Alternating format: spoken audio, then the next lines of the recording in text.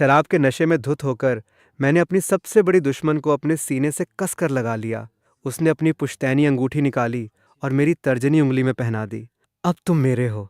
मेरा दम घुटने लगा और ज़ारा ने मेरे बेचैनी से हिलते हुए हाथों को कसकर पकड़ लिया। गलत उंगली में पहना दी है, पतिदेव। मेरा दिमाग सुन्न पड़ गया, क्योंकि ज़ारा और मैं दुनिया के नज़रिए में एक दूसरे के सबसे बड़े और माने हुए दुश्मन थे। मैं ज़ारा से इतनी शिद्दत से नफ़रत करता था कि वो नफ़रत मेरी हड्डियों में बस गई थी। लेकिन कोई नहीं जानता था कि मैं रीबर्न हो चुका हूँ, यानी मुझे पिछले जन्म की यादें आ गई थीं। पिछले जन्म में एक भयानक आग लगी थी, जिसमें मेरा चेहरा और आवाज़ दोनों बुरी तरह जल गए थे और दुनिया के हर इंसान ने मुझसे नफ़रत की। सबको मुझसे घिन आने लगी थी। लेकिन उस वक्त भी ज़ारा ने मुझे अपने सीने से लगाए रखा और लगातार कहती रही, कबीर डरो मत, मैं तुम्हारे साथ हूँ। तब जाकर मुझे एहसास हुआ कि जिस इंसान से मैं सबसे ज़्यादा नफ़रत करता था, वही इस दुनिया में मुझसे सबसे ज़्यादा प्यार करने वाली इंसान थी। अपनी मौत के आखिरी पल में उसने मुझे ज़ोर से गले लगाया। उसके ठंडे होंठ मेरे कान के पास आए और उसने रोते हुए मिन्नत की, कबीर मुझसे प्यार करो, ठीक है? मैंने दर्द से चीखते हुए कहा, प्यार करता हूँ, बहुत प्यार करता हूँ। लेकिन मेरी वो बातें वो कभी सुन नहीं पाईं। मेरा रीबर्न ठीक उस दिन हुआ जब मैं एक अवार्ड सेरेमनी के रेड कारपेट पर था। मेरे सामने खड़ी औरत इतनी हसीन और रईस लग रही थी कि जब मैंने उसे कार के पास खड़े देखा तो पूरी दुनिया में मुझे सिर्फ वही दिखाई दी।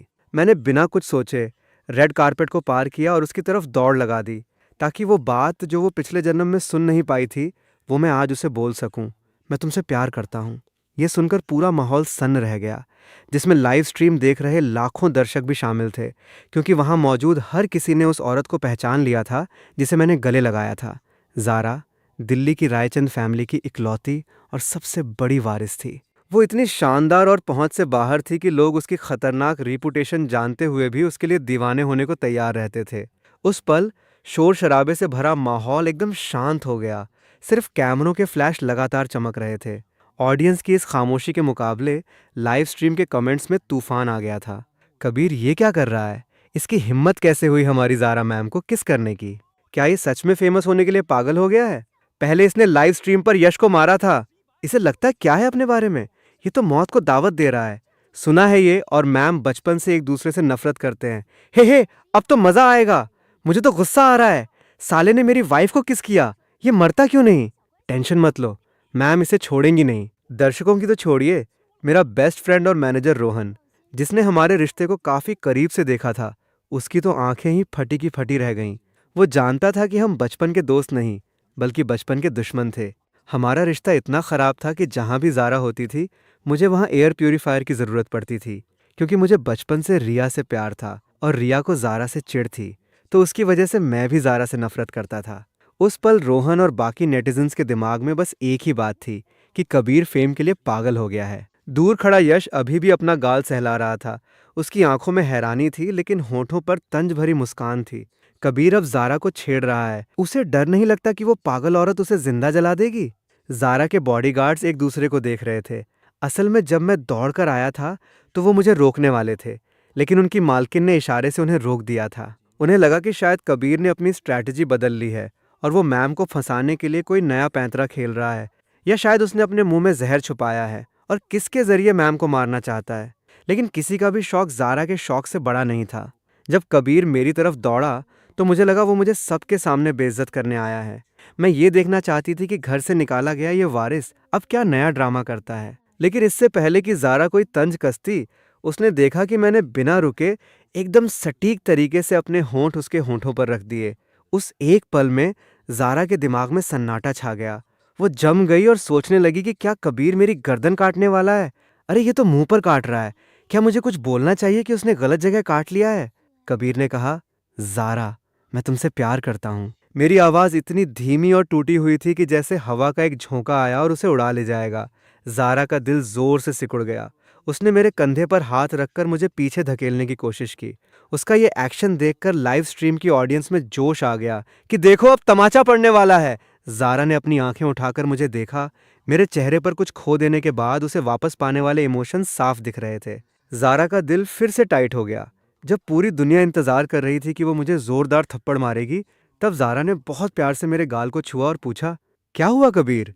क्या हो गया है? ये क्या हो रहा है? क्या इस खूंखार औरत को इस लड़के पर तरस आ गया? लोग हैरान थे। फ्लैश लगातार चमक रहे थे और लाइव स्ट्रीम के कमेंट्स इतनी तेजी से आ रहे थे कि सर्वर क्रैश हो गया और स्ट्रीम बंद हो गई। लोग चिल्लाने लगे कि प्लेटफॉर्म वालों जल्दी फिक्स करो, मैम का थप्पड़ देखे बिना मुझे आज नींद नहीं आएगी। उस पल मेरी नज़रों में पूरी दुनिया मिट चुकी थी। मेरी दुनिया में सिर्फ वो थी। मेरी आवाज़ भारी हो गई थी। मुझे तुम्हारी बहुत याद आई। मेरे हाथ अभी भी उसकी कमर पर कसे हुए थे, जैसे मुझे डर हो कि अगर मैंने ढील दी तो वो गायब हो जाएगी। ज़ारा, मुझे तुम्हारी सच में बहुत याद आई। ज़ारा के दिमाग में चल रहा था कि कबीर ने मुझे ज़ारा बुलाया। कहीं ऐसा तो नहीं कि वो किसी और को गलती से ज़ारा समझ बैठा। ज़ारा एक पल के लिए चुप रही, फिर उसने अचानक चारों तरफ देखा। आसपास खड़े होकर चुगली खा रहे लोग अचानक इधर उधर देखने लगे। कोई आसमान देख रहा था तो कोई ज़मीन। ज़ारा समझ गई कि ये बात करने की जगह नहीं है। उसने अपनी भौहें सिकोड़ी और मेरी बाँह पकड़कर मुझे उसकी कमर से हटाने की कोशिश की, लेकिन उसके इस एक्शन से मैं घबरा गया और मैंने उसे और भी जोर से जकड़ लिया। मत जाओ, मुझे छोड़कर मत जाओ, प्लीज़। मैं अब से तुम्हारी हर बात मानूंगा, सच में। ज़ारा के खूबसूरत चेहरे पर मजबूरी भरी मुस्कान थी। मैं कहीं नहीं जा रही, चलो कार में बैठो। मैंने उसकी बात पर यकीन नहीं किया। मैं जिद पर अड़ा रहा, क्योंकि मुझे डर था कि अगर मैंने हाथ ढीले किए तो वो हमेशा के लिए गायब हो जाएगी। सब कुछ एक सपने जैसा लग रहा था, इतना खूबसूरत कि मेरी हिम्मत नहीं हो रही थी उसे छोड़ने की। तो फिर मैं क्या करूं? तब तुम मुझे छोड़ोगे? तुम मुझे एक बार किस करो ज़ारा, तुम मुझे किस करो ताकि मुझे यकीन हो जाए कि तुम सच में यहाँ हो, ठीक है? जब मैंने उसे पहली बार किस किया था तो मुझे कुछ फील ही नहीं हुआ था। उसने मुझे तुरंत धक्का दे दिया था। मैं सच में उसे करीब से महसूस करना चाहता था, उसके होठों की गर्माहट महसूस करना चाहता था, न कि उस ठंडक को जो उसने मरते वक्त मुझे दी थी। ज़ारा ने अपने लाल होंठ हल्के से काटे। कबीर की ये जुबान हमेशा सिर्फ उसे चिढ़ाने के लिए चलती थी, लेकिन आज न जाने किसने इसका दिमाग खराब कर दिया है जो ये इतनी मीठी बातें कर रहा है। क्या ये पूरी दुनिया के सामने मुझे फंसाने के लिए हनी ट्रैप बिछा रहा है, ताकि बाद में इसे सबूत के तौर पर इस्तेमाल कर सके कि मैं इसकी खूबसूरती पर फिदा हो गई थी? ज़ारा के होंठों पर एक हल्की सी मुस्कान आई।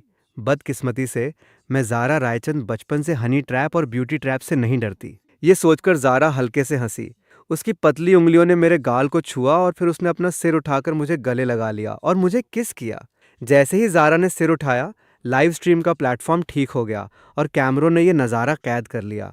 रेड कारपेट पर एक खूबसूरत औरत और एक हैंडसम लड़का एक दूसरे को गले लगाए हुए थे, बिल्कुल किसी परियों की कहानी के राजा रानी की तरह। नेटिजन्स को कुछ साफ दिखे उससे पहले ही उन्होंने कमेंट्स करना शुरू कर दिया और सोशल मीडिया पर हर तरफ बस इसी की खबरें छाने लगीं। कुछ लोगों को लगा कि मैंने ज़ारा का कोई राज जान लिया है और उसे ब्लैकमेल कर रहा हूँ। कुछ को लगा कि मैंने उसे कोई नशा दे दिया है और कुछ को लगा कि मैंने कोई काला जादू कर दिया है। कुल मिलाकर किसी को भी यकीन नहीं था कि ज़ारा अपनी मर्जी से मुझे किस कर रही है। नेटिजन्स की नज़र में ज़ारा और मैं दो समानांतर लाइनें थीं जो कभी नहीं मिल सकती, एक आसमान पर और एक ज़मीन पर। जब इंटरनेट पर यह हंगामा मचा हुआ था, तब कार की पिछली सीट पर मैं ज़ारा के बिल्कुल पास बैठा उसे ही घूर रहा था। ज़ारा आराम से सीट पर टिकी थी, अपनी उंगलियों से फ़ोन पर आते हुए गॉसिप कॉल्स को काट रही थीं। आखिरकार परेशान होकर उसने फ़ोन स्विच ऑफ कर दिया और फिर मेरी तरफ मुड़ी। उसकी आवाज़ में हल्कापन था, लेकिन सख्ती भी। चलो अब सच सच बताओ, क्या तुम्हारी याददाश्त चली गई है या तुम्हारा दिमाग ख़राब हो गया है जो तुमने मुझे गलत इंसान समझ लिया? नहीं, कोई गलत फहमी नहीं है। मैंने तुरंत सिर हिलाया और बिना सोचे समझे उसे फिर से गले लगाने के लिए हाथ बढ़ाया। ज़ारा की पलकें झपकीं। मुझे मत छुओ, चुपचाप सीट पर बैठो।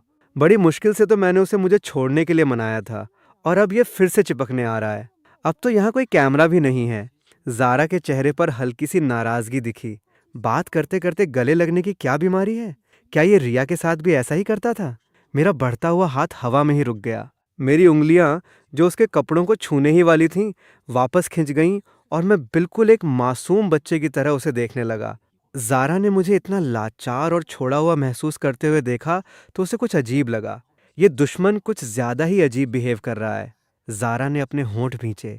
अगर गलतफहमी नहीं है तो क्या तुम्हें पता है मैं कौन हूँ? बुखार में दिमाग जल गया है क्या? हम्फ, चलो बताओ, मुझे परेशान करने के लिए अब क्या नया ड्रामा सोचा है? ज़ारा को अचानक कुछ याद आया।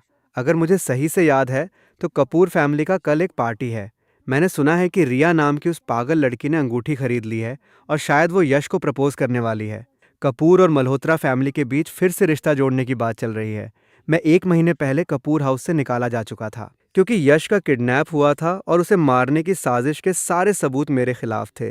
कपूर फैमिली के मेरे पेरेंट्स मुझसे पूरी तरह निराश हो चुके थे और उन्होंने पब्लिकली मुझसे रिश्ता तोड़ लिया था। इसी वजह से रिया के साथ मेरी सगाई भी टूट गई थी। ज़ारा के चेहरे से मुस्कान गायब हो गई और उसकी नज़रें मुझसे दूर हो गईं। मैंने कभी भी पब्लिक में इस तरह का पागलपन नहीं किया था। उस वक्त मुझे लगा कि कबीर ने रिया के लिए कंट्रोल खो दिया है। मैं भागकर नीचे आई ताकि उसे सपोर्ट कर सकूं, लेकिन पता चला कि मैंने तो बस उसे मुझे परेशान करने का एक और मौका दे दिया। उन दो हल्के फुल्के किस्सों के बारे में सोचकर ज़ारा की आंखों में एक अजीब सी कड़वाहट आ गई। कबीर, रिया के लिए तुम सच में बहुत बड़ा रिस्क ले रहे हो।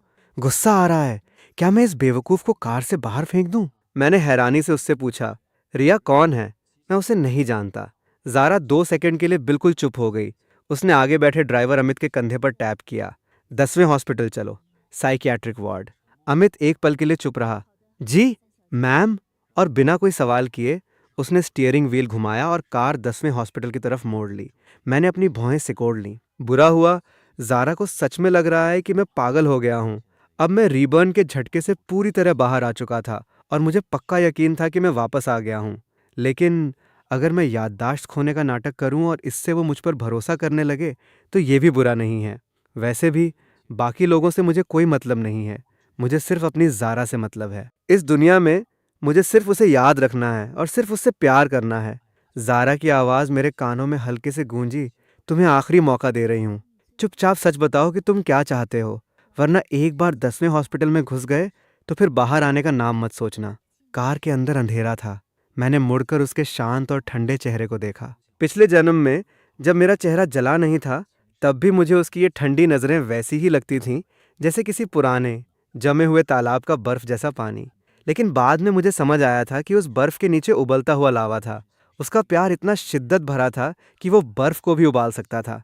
मैंने बहुत ही शांत और धीमी आवाज़ में कहा, मैं कुछ नहीं चाहता, मैं बस तुमसे प्यार करना चाहता हूँ। ज़ारा की जानबूझकर बनाई गई शांति एक पल में टूट गई। मुझसे प्यार करना चाहते हो? कैसे? उसने अपने लाल होंठ भींचे और एक ठंडी हंसी हंसी। कबीर, क्या तुम्हें लगता है कि मैं बहुत बेवकूफ़ हूँ? क्या मैं तुम्हें याद दिलाऊं कि आज सुबह जब हम क्लब की लॉबी में मिले थे तो तुमने क्या कहा था? मेरे सिर के ऊपर क्वेश्चन मार्क घूमने लगे। ये तो बहुत पुरानी बात है, मुझे सोचना पड़ेगा। मैंने काफ़ी देर तक दिमाग पर जोर डाला, तब जाकर याद आया। सुबह क्लब की लॉबी में सच में वो मुझे मिली थी। वो लिफ्ट से बाहर निकल रही थी और मैं अंदर जा रहा था। हम एक दूसरे के पास से गुजरे थे। मैंने रोहन से कहा था, थोड़ा एयर फ्रेशनर छिड़क दो, लिफ्ट में बहुत बदबू आ रही है। और फिर मैंने उसे चिढ़ाने के लिए कहा था, सच में बहुत अनलकी दिन है।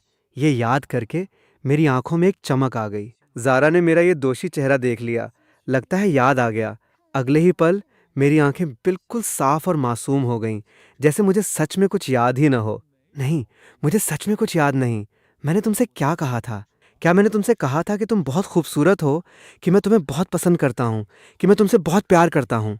ज़ारा को अचानक अपने हाथों में खुजली महसूस हुई। उसने आगे बढ़कर मेरे कान को जोर से मरोड़ दिया। ये बकवास ड्रामे बंद करो। मैं तुम्हारे इन झांसे में नहीं आने वाली। रिया नाम की लड़की तुम्हारे इन ड्रामों पर बहुत मरती थी।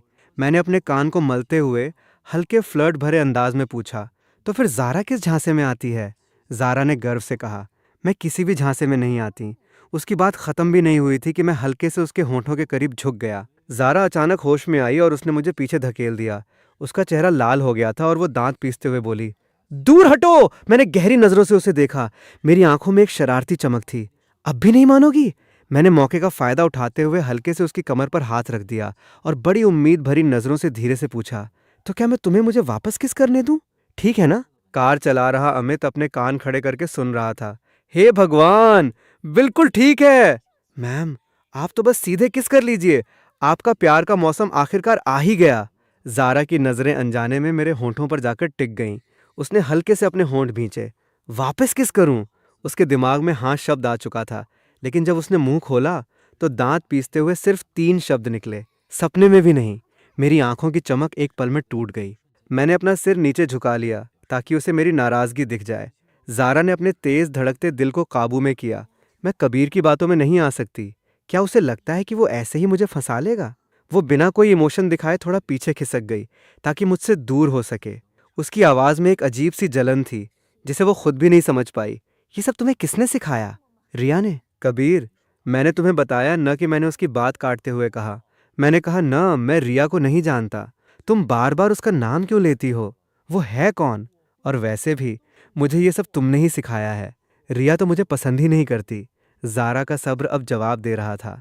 वो चिढ़कर बोली, कबीर, तुम ये नाटक कब तक करोगे? मेरा मूड खराब हो गया। मैं सच बोल रहा हूँ। मैं सिर्फ तुमसे प्यार करता हूँ। सिर्फ तुमसे ही प्यार करना चाहता हूँ। तुम मुझ पर यकीन क्यों नहीं कर रही? आज की ज़ारा को मनाना इतना मुश्किल क्यों है? मुझे लगा था मैं प्रपोज करूंगा तो वो मान जाएगी। क्या इस वक्त उसने अभी तक मुझसे प्यार नहीं किया है? ज़ारा ने अपनी बड़ी बड़ी आंखों से मुझे कुछ सेकंड तक घूरा। रिया को नहीं जानते? मैंने सिर हिलाया। ज़ारा ने हल्की सी मुस्कान के साथ शिकायत भरे लहजे में कहा, सिर्फ मुझसे प्यार करते हो? मैंने फिर से जोर से सिर हिलाया। ज़ारा को न जाने क्या याद आ गया। वो हल्के से हंसी। ठीक है, मैं तुम्हारी बात पर यकीन कर भी सकती हूँ, लेकिन तुम्हें मुझे साबित करना होगा। कैसे साबित करूं? मैंने अपनी आंखें झपकाईं और एक शैतानी मुस्कान दी। क्या ज़ारा को लगता है कि सिर्फ करीब आना काफ़ी नहीं है? क्या वो मेरे साथ अकेले में थोड़ा और वक्त बिताना चाहती है? अमित ने स्टीयरिंग व्हील को बड़ी मुश्किल से संभाला। वो फिसलते फिसलते बचा। कपूर फैमिली का ये छोटा मालिक तो बहुत खतरनाक है। क्या मेरी इतनी सीधी सादी मैम इसे संभाल पाएगी? और सच में ज़ारा का चेहरा मेरे कानों से भी ज़्यादा लाल हो गया, लेकिन उसने किसी तरह अपने चेहरे के भाव काबू में रखे और दांत पीसते हुए मेरा नाम लिया, कबीर। मैंने बिल्कुल मासूमियत से उसकी तरफ देखा। ज़ारा ने मुझे कार से बाहर फेंकने के ख्याल को दबाया और अपनी उंगली से मेरे माथे को हल्के से धकेला। अपने दिमाग से ये सारे गंदे और फालतू ख्याल बाहर निकालो। तब जाकर मैंने मजबूरी में अपना मुंह खोला। ज़ारा ने एक गहरी सांस ली ताकि अपना गुस्सा शांत कर सके और फिर अमित को ऑर्डर दिया, वापस सिटी होटल चलो। सिटी होटल रायचंद फैमिली के अधीन था और आज की अवार्ड सेरेमनी भी वहीं होस्ट हो रही थी। अवार्ड्स के बाद होटल में एक आफ्टर पार्टी थी। ज़ारा ने आज अवार्ड फंक्शन में सिर्फ इसलिए आने की हामी भरी थी क्योंकि रायचंद फैमिली होस्ट थी, लेकिन सबसे बड़ी और असली वजह यह थी कि उसे पता था कि मैं वहां जाऊंगा। असल में वो सिर्फ इसलिए आई थी ताकि कबीर को कोई परेशान न कर सके। लेकिन सच में अच्छे काम का फल बुरा ही मिला। इस कमीने के लिए अच्छा बनना ही नहीं चाहिए। ज़ारा दांत पीसते हुए मुझे देख रही थी। अमित ने बहुत ही इज्जत से कार यू टर्न ले ली। मैंने हैरानी से पूछा, वापस क्यों जा रहे हैं? ज़ारा सीट पर वापस टिक गई, बिल्कुल वैसी ही लेजी पोजीशन में जैसे वो कार में चढ़ते वक्त थी, लेकिन उसकी आवाज़ में अब हल्का सा तंज था। जाहिर है, तुम्हें यह साबित करने का मौका देने के लिए कि तुम्हारे प्यार का दावा कितना सच्चा है। मैंने हल्के से अपनी भौहें सिकोड़ी। मुझे याद था, पिछले जन्म में भी इसी सिटी होटल की आफ्टर पार्टी में मेरे साथ एक साजिश हुई थी। जब मेरी आंख खुली थी तो मैं ज़ारा के बिस्तर पर था और चारों तरफ अफरा तफरी मची थी। उस वक्त मैं इतना डिप्रेस हो गया था कि मेरा पहला रिएक्शन यही था कि मैंने ज़ारा को वहाँ से भगा दिया। वो उस वक्त भी बहुत शांत थी और उसने कहा था कि वो मुझसे शादी करेगी, लेकिन मैंने उसे ठंडे लहजे में वहाँ से जाने के लिए कह दिया था। अगर मुझे सही से याद है तो वो नशीली ड्रिंक मुझे रिया ने खुद अपने हाथों से दी थी। मैंने धुंधली रोशनी में ज़ारा की तरफ देखा।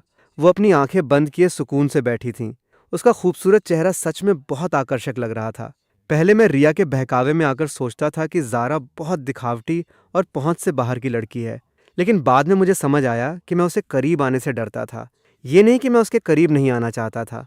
जब हम वापस सिटी होटल पहुंचे तो अवार्ड सेरेमनी अभी भी चल रही थी, लेकिन जो लोग अवार्ड्स देखने में बोर हो चुके थे वो सब आफ्टर पार्टी के हॉल में जमा थे। वहाँ कई रईस खानदानों के लड़के और लड़कियां भी सिर्फ मज़े लेने आए थे, लेकिन वहाँ का माहौल थोड़ा अजीब था। हर किसी की नज़रें जानबूझकर या अनजाने में रिया की तरफ जा रही थीं। आखिरकार जो लड़का बचपन से उसका दीवाना था और उसका सबसे बड़ा दुश्मन, दोनों ही उससे दूर जाकर उस लड़की के पास चले गए थे जो हर मामले में रिया से आगे थी। इसलिए वहाँ मौजूद बाकी अमीरजादे मजाक करने की हिम्मत नहीं कर रहे थे, क्योंकि उन्हें डर था कि कहीं रिया का पारा हाई न हो जाए। रिया सच में बहुत गुस्से में थी। वो एक सिंगल सोफे पर टिकी हुई थी और चिढ़कर अपना फ़ोन चला रही थी। सोशल मीडिया पर मेरे और ज़ारा वाले किस की वीडियो वो बार बार देख रही थी। जितना वो देखती उतना ही उसका मन करता कि वो मुझे मार डाले। उसने फ़ोन को गुस्से में साइड में फेंका और अपने पास खड़े लोगों से ठंडे लहजे में कहा, तुम्हें बुरा नहीं लग रहा कि लोग कबीर को गालियां दे रहे हैं? सुलेखा ने उसे घूर कर देखा। लोगों को गालियां दें, इससे मुझे क्या फ़ायदा? नेहा ने हल्के से चक किया। तुम्हें तो कोई फ़ायदा नहीं है, लेकिन यश को तो फ़ायदा है ही। अब कबीर की इमेज जितनी खराब होगी, यश की इमेज उतनी ही अच्छी बनेगी। तुम्हें यश से प्यार है तो फिर तुम कबीर की फिक्र क्यों कर रही हो? रिया ये सुनकर और भी चिढ़ गई। तुम ठीक तो हो ना? सुलेखा हैरान रह गई। मैंने कब कहा कि मुझे यश से प्यार है? सुलेखा के सिर के ऊपर क्वेश्चन मार्क घूमने लगे। रुक रिया, तुम्हारा क्या मतलब है? तुम ये तो नहीं कहना चाहती कि तुम्हें कबीर से प्यार है? रिया चुप रही और उसका चुप रहना ही सबसे बड़ा सबूत था। सुलेखा ने तुरंत अपनी आवाज़ धीमी की और पूछा, रिया, इन सालों में तुम यश के इतने करीब रही हो और तुमने कबीर को कभी एक अच्छी नज़र से भी नहीं देखा। तुम आसपास की लड़कियों से पूछ लो, सबको लगा कि तुम यश को पसंद करती हो। सबने तो यश को तुम्हारा बॉयफ्रेंड ही मान लिया था, और अब तुम कह रही हो कि तुम्हें कबीर से प्यार है। वो अपनी हंसी नहीं रोक पाई और तंज कसते हुए बोली, तुम कैसा उल्टा गेम खेल रही हो। रिया ने उसे एक नज़र से देखा। तुम क्या समझो? उसने अपनी भौहें सिकोड़ी। कबीर का स्वभाव बहुत ही खराब है।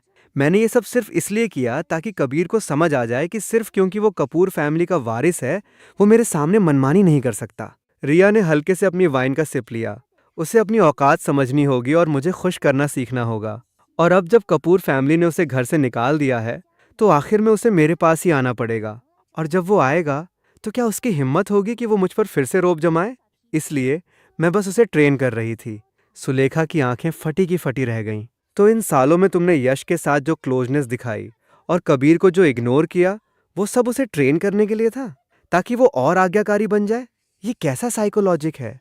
वो इतनी हैरान थी कि उसकी आंखें पलटने को हो गईं। फिर तुम कल यश को प्रपोज करने का ड्रामा क्यों कर रही हो? रिया ने बहुत ही इत्मीनान से कहा, मेरा पति सिर्फ और सिर्फ कबीर बनेगा। सुलेखा सच में स्पीचलेस हो गई। उसने हार मानकर रिया को याद दिलाया, अरे लेकिन अभी तक तो वो तुम्हारे पास वापस आता नहीं दिख रहा। वो तो ज़ारा के पास चला गया है। कहीं ऐसा न हो कि तुम उल्टे पड़ जाओ और किसी और का पति ट्रेन करके किसी और को सौंप दो। मतलब अभी भी वो ठीक से ट्रेन नहीं हुआ है। वो अभी तक मेरे कंट्रोल में नहीं है। शायद उसे खबर मिल गई होगी कि मैं कल यश को प्रपोज करने वाली हूँ, इसलिए उसने यश को मारा और फिर ज़ारा के पास जाकर ड्रामा किया ताकि मुझे पछतावा हो। रिया हल्के से हंसी। कबीर भी ना, उसे ये नहीं पता कि ज़ारा को पता है कि वो मेरा दीवाना था, तो क्या ज़ारा उसे अपनी नज़रों में भी लाएगी?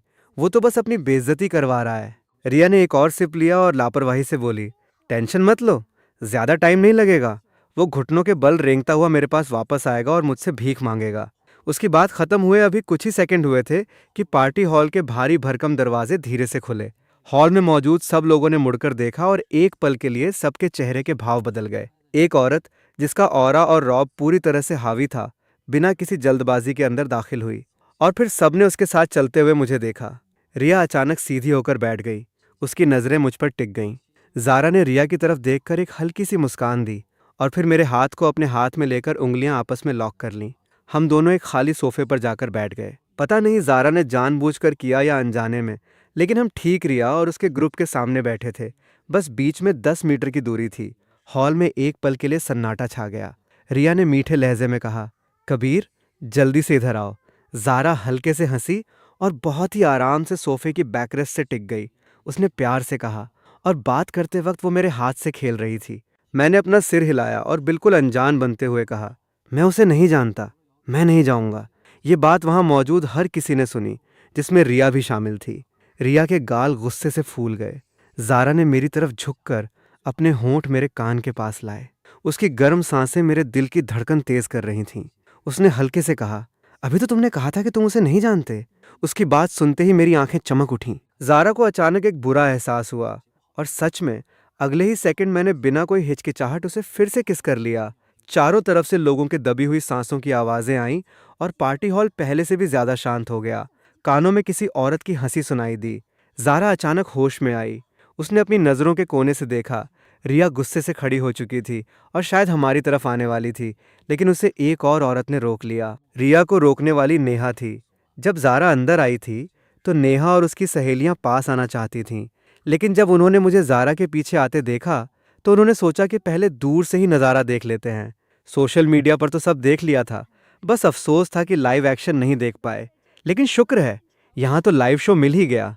नेहा हैरान तो थी ही, लेकिन उसका पूरा ध्यान रिया पर था, और जैसे ही रिया आगे बढ़ी, नेहा ने बिना कुछ सोचे सीधे उसका रास्ता रोक लिया। मजाक कर रही हो क्या? मेरी बेस्ट फ्रेंड ज़ारा के मामले में इस रिया नाम की पागल औरत को दखलंदाजी करने दूं? ये तो बिल्कुल नहीं हो सकता। रिया ने गुस्से से अपना पैर पटका और तंज भरी हंसी हंसी, हटो रास्ते से। तुमने हटने को कहा तो मैं हट जाऊं? मेरी भी कोई इज्जत है या नहीं? मैं एक बार और कह रही हूं, हटो। नहीं हटूंगी। तुम क्या उखाड़ लोगी? तुम उंगली दिखाकर बात मत करो। मुझे सबसे ज्यादा चिढ़ उंगली दिखाने वालों से होती है। तब जाकर मुझे समझ आया कि ज़ारा ने साबित करने का क्या मतलब निकाला था। उसे अभी भी यकीन नहीं था कि मैं उससे प्यार करता हूँ। उसे अभी भी लग रहा था कि मैं उसका इस्तेमाल कर रहा हूँ। उसे लग रहा था कि मेरी हिम्मत नहीं होगी कि मैं रिया के सामने उसे किस करूं, लेकिन उसे क्या पता था, मैं तो ये सब दिल से कर रहा था। जारा ने इस बहस को देखा और हल्के से कहा, बस करो। पल भर में वहां सन्नाटा छा गया। हॉल में मौजूद दर्जन भर लोग जारा की तरफ देखने लगे। जारा की आवाज में हल्का सा गुस्सा था, मेरी जगह पर गंदगी मत फैलाओ। बाकी लोग एकदम ठंडे पड़ गए, जैसे किसी ने उन पर बर्फ का पानी डाल दिया हो। आखिरकार ये रायचंद फैमिली की प्रॉपर्टी थी। यहाँ हंगामा करने का नतीजा बहुत बुरा हो सकता था। कुछ लोगों ने रिया की तरफ देखा, बिना कुछ बोले पूछा कि अब आगे क्या करना है। रिया की नजरें अभी भी मुझ पर टिकी थीं। सुलेखा आगे आई और मुझसे बोली, कबीर, तुम्हें दिख नहीं रहा कि कोई रिया को परेशान कर रहा है? जल्दी से आकर उसकी मदद करो। अब सबकी नजरें एक झटके से मुझ पर आ टिकी, जारा की नजरें भी। चलो, क्या तुम सच में इतने लोगों के सामने ड्रामा करना चाहते हो? मैंने अपना सिर नीचे झुका लिया, जैसे मैंने सुलेखा की बात सुनी ही न हो। जारा ने अपने होंठ भींचे। क्या मेरी बात सच निकली? रिया अब अपना गुस्सा काबू नहीं रख पा रही थी। जब से कबीर हॉल में आया था, उसने रिया की तरफ एक नज़र भी नहीं देखी थी। पहले वो ऐसा नहीं करता था। पहले जब भी रिया वहां होती थी, कबीर की नज़रें सिर्फ उसी का पीछा करती थीं। उसे अचानक एक अजीब सा डर महसूस होने लगा, जैसे कुछ ऐसा था जो उसके कंट्रोल से बाहर जा रहा था। रिया ने दांत पीसते हुए कहा, कबीर, ड्रामा काफ़ी हो गया, इधर आओ। आज की बात मैं तुम्हें माफ़ कर सकती हूँ।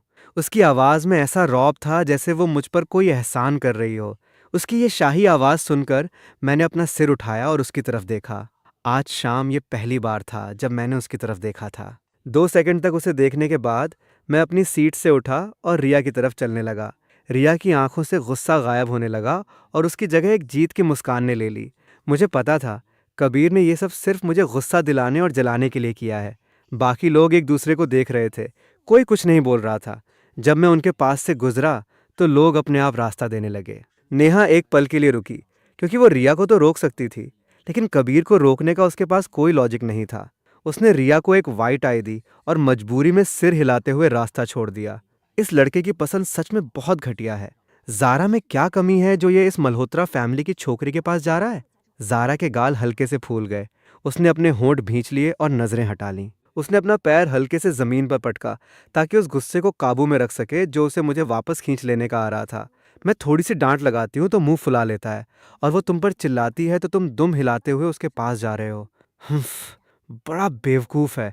इतने सालों में मुझे इसकी आदत पड़ जानी चाहिए थी। बस आज कबीर की एक्टिंग इतनी परफेक्ट थी कि मैं एक पल के लिए भटक गई थी, और मुझे सच में लगा कि शायद कबीर अब मुझे देखने लगा है। खैर, छोड़ो, चलो आखिरी बार इसकी मदद कर देती हूँ। जारा उदासी के साथ अपनी सीट से उठी। उसने मेरी तरफ दोबारा नहीं देखा और बाहर की तरफ मुड़ने लगी।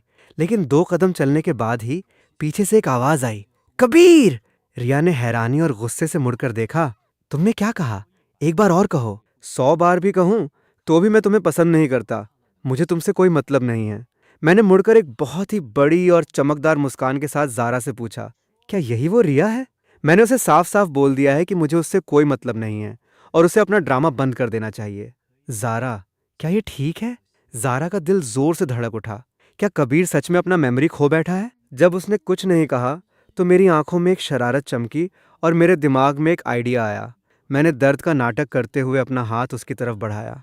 जारा, मेरे पैर में अचानक बहुत तेज क्रैम्प आ गया है। जल्दी से आओ, मुझे सहारा दो। पूरा हॉल इतना शांत था कि सुई गिरने की भी आवाज आ जाए। जारा ने चुपचाप मुझे कुछ सेकंड तक देखा और फिर सबकी नजरों के सामने वो मेरी तरफ चली आई। वो मेरे सामने आकर रुकी। उसने एक शब्द भी नहीं कहा, सीधे मेरी बाह को अपने कंधे पर रखा और मुझे सहारा दिया। मैंने अपनी आंखों में तारे सजाकर उसे देखा और एक बहुत ही प्यारी सी मुस्कान दी। रिया ने गुस्से से दांत पीसते हुए सिर उठाया और हम दोनों को घूरते हुए कहा, जारा, तुम कबीर को कहाँ ले जा रही हो? वो मेरा है। मुझे एक बहुत ही बुरा एहसास हो रहा था। अगर जारा कबीर को यहाँ से ले गई तो मैं उसे सच में हमेशा के लिए खो दूंगी। जारा ने बस अपना सिर हल्के से टेढ़ा किया और उसकी तरफ देखा।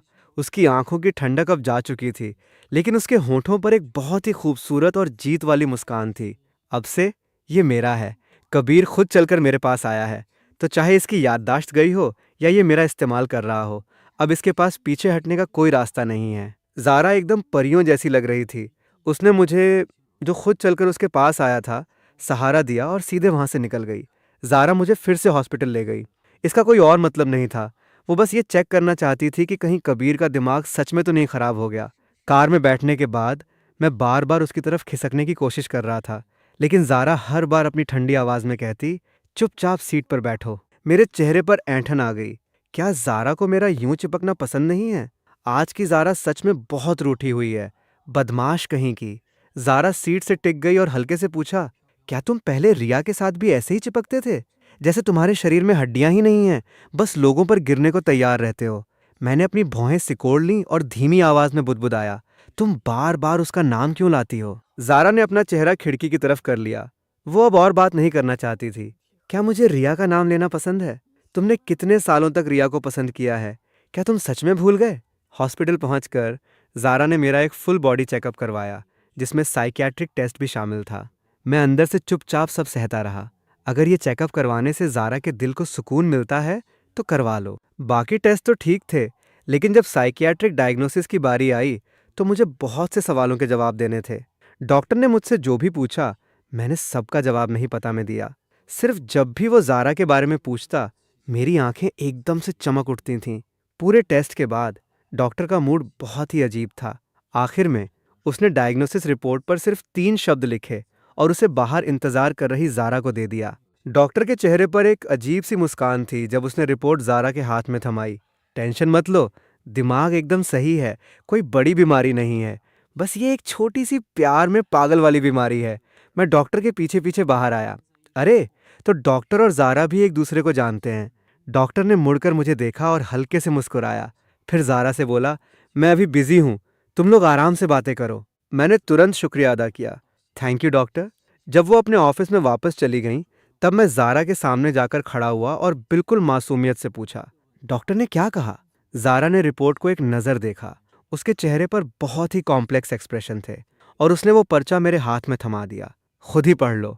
मैंने उसे लिया और मेरी नज़र सीधे सबसे नीचे लिखे डायग्नोसिस पर गई। शारीरिक और मानसिक रूप से कोई बीमारी नहीं। इमोशन सिर्फ प्यार के मामले में प्रभावित हैं। दिमाग सही है। मैं थोड़ा कंफ्यूज हो गया। इसका क्या मतलब है? ज़ारा ने एक गहरी सांस ली और हल्के से तंज कसा। हम्फ, इसका मतलब है कि तुम्हें लव साइकोसिस हो गया है। मैंने अपना सिर हिलाया और मेरे चेहरे पर एक बहुत ही बड़ी और खुशनुमा मुस्कान आ गई। ये डॉक्टर सच में बहुत समझदार है। ज़ारा ने बहुत ही कॉम्प्लेक्स फीलिंग्स के साथ रिपोर्ट को ऊपर से नीचे तक पढ़ा। शरीर से वाकई कुछ गलत नहीं था। अगर ये जानबूझकर मेरे करीब आने का नाटक कर रहा है, तो कबीर का मकसद आखिर है क्या? अगर ये रिया के लिए नहीं है, तो और क्या चीज़ है जो कबीर को मजबूर कर सकती है कि वो मुझसे, जिससे वो इतनी नफरत करता था, खुद चलकर इतनी बेताबी से मिले? और अगर ये नाटक नहीं कर रहा, तो क्या कोई इंसान सच में एक ही दिन में इतना बदल सकता है? ज़ारा से रहा नहीं गया। उसने हाथ बढ़ाकर मेरे सिर पर 2 बार हाथ फेरा। कोई गुमसुम नहीं है। उसने टेस्ट करने के अंदाज में पूछा, आज सुबह लिफ्ट में जाते वक्त क्या तुम्हारा सिर लिफ्ट के दरवाजे में आ गया था? मैंने उसे एकदम स्पीचलेस नजरों से देखा। तुम अपना तंज थोड़ा और साफ तरीके से मार सकती हो। मैंने थोड़ी मजबूरी में उससे पूछा, तुम ये यकीन क्यों नहीं कर पा रही कि मैं सच में तुमसे प्यार करता हूँ? ज़ारा ने अपना हाथ वापस खींचा और मेरी आंखों में देखते हुए कहा, तुम ही बताओ, अगर तुम मेरी जगह होते तो क्या तुम यकीन करते? ये बात भी सही थी। मैंने भी पिछले जन्म में यकीन नहीं किया था कि ज़ारा मुझसे सच में प्यार करती है, जब तक कि वो आग नहीं लग गई। मैंने एकदम सीरियस होकर कहा, असल में मैं तुम्हें बहुत पहले से पसंद करता हूँ। ये नहीं कि आज अचानक से मेरा दिल धड़का है। बहुत पहले से? ज़ारा की पलकें झपकीं। वो थोड़ी कंफ्यूज थीं। हाँ, हमेशा से। मैंने पूरी ईमानदारी से कहा, बस पहले मेरी हिम्मत नहीं होती थी कि मैं तुम्हारे करीब आऊं। तुम इतनी परफेक्ट हो और तुम हमेशा मुझसे थोड़ी दूर ही रहती थी। मुझे हमेशा लगता था कि मैं तुम्हारे लायक नहीं हूं। मेरी आवाज़ में हल्की सी उदासी थी। ज़ारा की भौहें खिंच गईं। वो नाराज़ भी थीं और हंसी भी आ रही थी। कबीर, उल्टा चोर कोतवाल को डांटे। साफ साफ तुम ही हो जो हमेशा मुझसे बर्फ की तरह ठंडे रहे हो। मैंने तुर सफाई देनी शुरू की। वो तो मैं प्यार पाने में नाकाम रहा, इसलिए प्यार नफरत में बदल गया था। ज़ारा ने अपने दांत और जोर से भींच लिए। मीठी मीठी बातें नहीं चलेंगी, टॉपिक मत बदलो। मेरे चेहरे पर ऐंठन आ गई। क्या तुम मुझे एक बार भी सही साबित नहीं होने दोगी? मैं सच में बहुत सीरियस होकर तुम्हें प्रपोज कर रहा हूँ यार। ज़ारा कुछ पल के लिए चुप रही। उसने अपने अंदर के गुस्से और कन्फ्यूज़न को दबाया और मुड़कर वहां से चलने लगी। मैं उसकी पीठ देखता हुआ वहीं खड़ा रहा। जब मैंने देखा कि उसके रुकने का कोई प्लान नहीं है, तो मैंने उसे आवाज़ दी, ज़ारा। ज़ारा वहीं रुक गई और मुड़कर मेरी तरफ देखने लगी। मैंने अपनी आंखें झपकाईं और अपनी आवाज़ को बिल्कुल सॉफ्ट कर लिया, ज़ारा। मेरे पैर में बहुत दर्द हो रहा है। ज़ारा को तुरंत समझ आ गया कि मैं फिर से अपना सस्ता नाटक कर रहा हूँ। उसने हल्के से हम्फ किया, तो वहीं खड़े रहो, तुम्हारी मर्जी, आना है तो आओ वरना मत आओ। ये कहकर वो फिर से मुड़ गई और चलने लगी। मैं बस वहीं खड़ा रहा, न हिला और न ही कुछ बोला। ज़ारा लिफ्ट के दरवाजे तक पहुंच ही वाली थी कि उसने अपनी आंखें बंद कीं और बिना एक सेकंड सोचे वो यू टर्न लेकर वापस मेरे पास आई। उसने दांत पीसते हुए मेरे कान के पास आकर कहा, कबीर, पक्का मैंने पिछले जन्म में तुम्हारा बहुत बड़ा कर्ज खाया है। मैंने एक शैतानी मुस्कान दी, अपना हाथ उसके कंधे पर रखा और उसके गाल को हल्के से चूमते हुए धीरे से कहा, नहीं, कर्ज मैंने तुम्हारा खाया है। ज़ारा के अंदर का गुस्सा थोड़ा कम हुआ। उसने हल्के से हम्फ किया। मैंने बहुत ही सीरियस होकर उसे जवाब दिया, नॉर्मली जो कर्जदार होते हैं उनसे कर्ज वसूलना बहुत मुश्किल होता है। कर्ज जितना बड़ा होता है उसे वापस पाना उतना ही मुश्किल होता है। इसलिए कर्ज देने वाले को कर्जदार को बहुत प्यार से साथ रहकर संभालना पड़ता है, तब जाकर कर्ज धीरे धीरे वापस मिलता है। तुम्हारे ये उल्टे सीधे लॉजिक भी कमाल के हैं। मैं फिर से उसके कान के करीब झुका और धीरे से बोला, मैंने तुम्हारा बहुत बड़ा कर्ज खाया है, इसलिए तुम्हें मेरे साथ पूरी जिंदगी बितानी होगी ताकि मेरे पास पूरी जिंदगी का टाइम हो और मैं अपनी ज़ारा का कर्ज धीरे धीरे चुका सकूं। ठीक है? पूरी जिंदगी। हम दोनों लिफ्ट के अंदर घुसे। उसने अपनी आंखें उठाकर मेरी आंखों में देखा।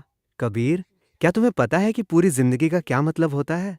जाहिर है पता है। मैंने उसकी आंखों में गहरी नजरों से देखते हुए एक एक शब्द चबाते हुए कहा, पूरी जिंदगी का मतलब है कभी साथ न छोड़ना और बुढ़ापे तक एक दूसरे का हाथ थामे रहना। अभी के टाइम पर मैं और ज़ारा एक ही अपार्टमेंट बिल्डिंग में रहते थे। वो ऊपर वाले फ्लोर पर और मैं उसके ठीक नीचे वाले फ्लोर पर। जब मुझे कपूर हाउस से निकाला गया था तो मेरे पास रहने के लिए कोई जगह नहीं थी। तब रोहन ने मेरे लिए ये अपार्टमेंट किराए पर लिया था। लेकिन बाद में मुझे पता चला कि ये पूरी बिल्डिंग असल में ज़ारा की ही है और उसने चुपके से रोहन को ये जगह बहुत ही कम दाम में किराए पर दिलवाई थी। ज़ारा मुझे मेरे अपार्टमेंट तक छोड़ने आई।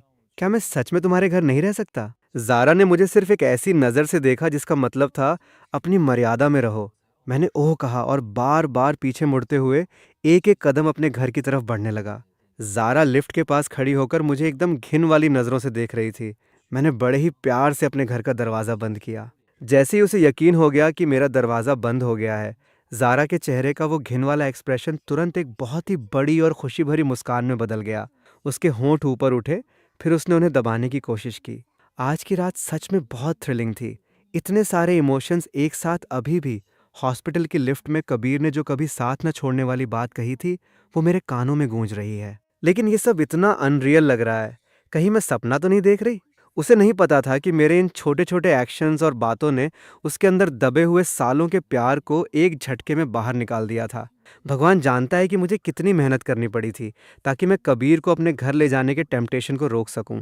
ज़ारा ने आखिरी बार मेरे बंद दरवाजे की तरफ देखा और फिर सीढ़ियां चढ़कर ऊपर अपने फ्लोर पर चली गईं। जैसे ही वो नहाने के लिए बाथरूम में घुसी, अचानक उसके हाथ के पिछले हिस्से में एक तेज दर्द की लहर दौड़ी। वो चीख पड़ी और उसने अपना हाथ उठाकर देखा। स्किन पर कोई निशान नहीं था, लेकिन दर्द अभी भी वैसा ही था। ज़ारा ने नल बंद किया और बाथरूम से बाहर आ गई। वो सोफे पर बैठ गई और अपने हाथ को घूरने लगी। दर्द धीरे धीरे कम हो रहा था। ज़ारा ने सोफे पर आंखें बंद कर लीं। तभी डोरबेल बजी। उसने आंखें खोलीं और वीडियो डोरबेल की स्क्रीन पर मेरा वो शैतानी चेहरा देखा। ज़ारा ने मजबूरी में एक गहरी सांस ली। कबीर, क्या तुम मुझे 2 मिनट भी चैन से नहीं रहने दोगे? फिर वो खुद ही हल्के से हंसी। खैर, क्या मैं भी अंदर से उसके आने का इंतजार नहीं कर रही थी? ज़ारा ने दरवाज़ा खोला और मजबूरी भरे लहजे में कहा, कबीर, क्या तुम्हें पता है अभी कितने बज रहे हैं? उसने देखा कि मैं अभी भी वही कपड़े पहने हुए था जो पहले थे। पता नहीं इतनी देर से ये नीचे जाकर क्या करता रहा। मैं दरवाजे पर खड़ा था और बिल्कुल एक मासूम बच्चे की तरह अपना हाथ उसकी तरफ बढ़ाया। ज़ारा, मेरे हाथ पर स्नोबॉल ने पंजा मार दिया है। मेरे हाथ पर खरोंच का निशान साफ दिख रहा था। ज़ारा की नज़रें मेरे घाव पर टिक गईं और उसका दिल एक पल के लिए तेज धड़क उठा। क्या ये वही जगह नहीं है जहां मुझे अभी दर्द हो रहा था? इतना इत्तेफाक? वो होश में आई और पूछा, इसका इलाज किया? मैंने सिर हिलाया। मुझे नहीं पता कैसे करना है। ज़ारा ने भौहें सिकोड़ लीं।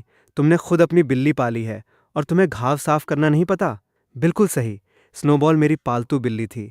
मैंने उसे 4 साल से पाला था। जब मैं कपूर हाउस से निकला था तो मैं सिर्फ उसे अपने साथ लाया था। मैंने बिल्कुल लापरवाही से जवाब दिया। लेकिन मुझे पहले कभी बिल्ली ने पंजा नहीं मारा था, तो मुझे नहीं पता। ये नॉर्मल बात है ना? ज़ारा के पास मेरे इस लॉजिक से बहस करने का टाइम नहीं था। उसने मेरी कलाई पकड़ी और मुझे अपने अंदर खींच लिया। मेरी आंखों में एक हल्की सी मुस्कान चमकी।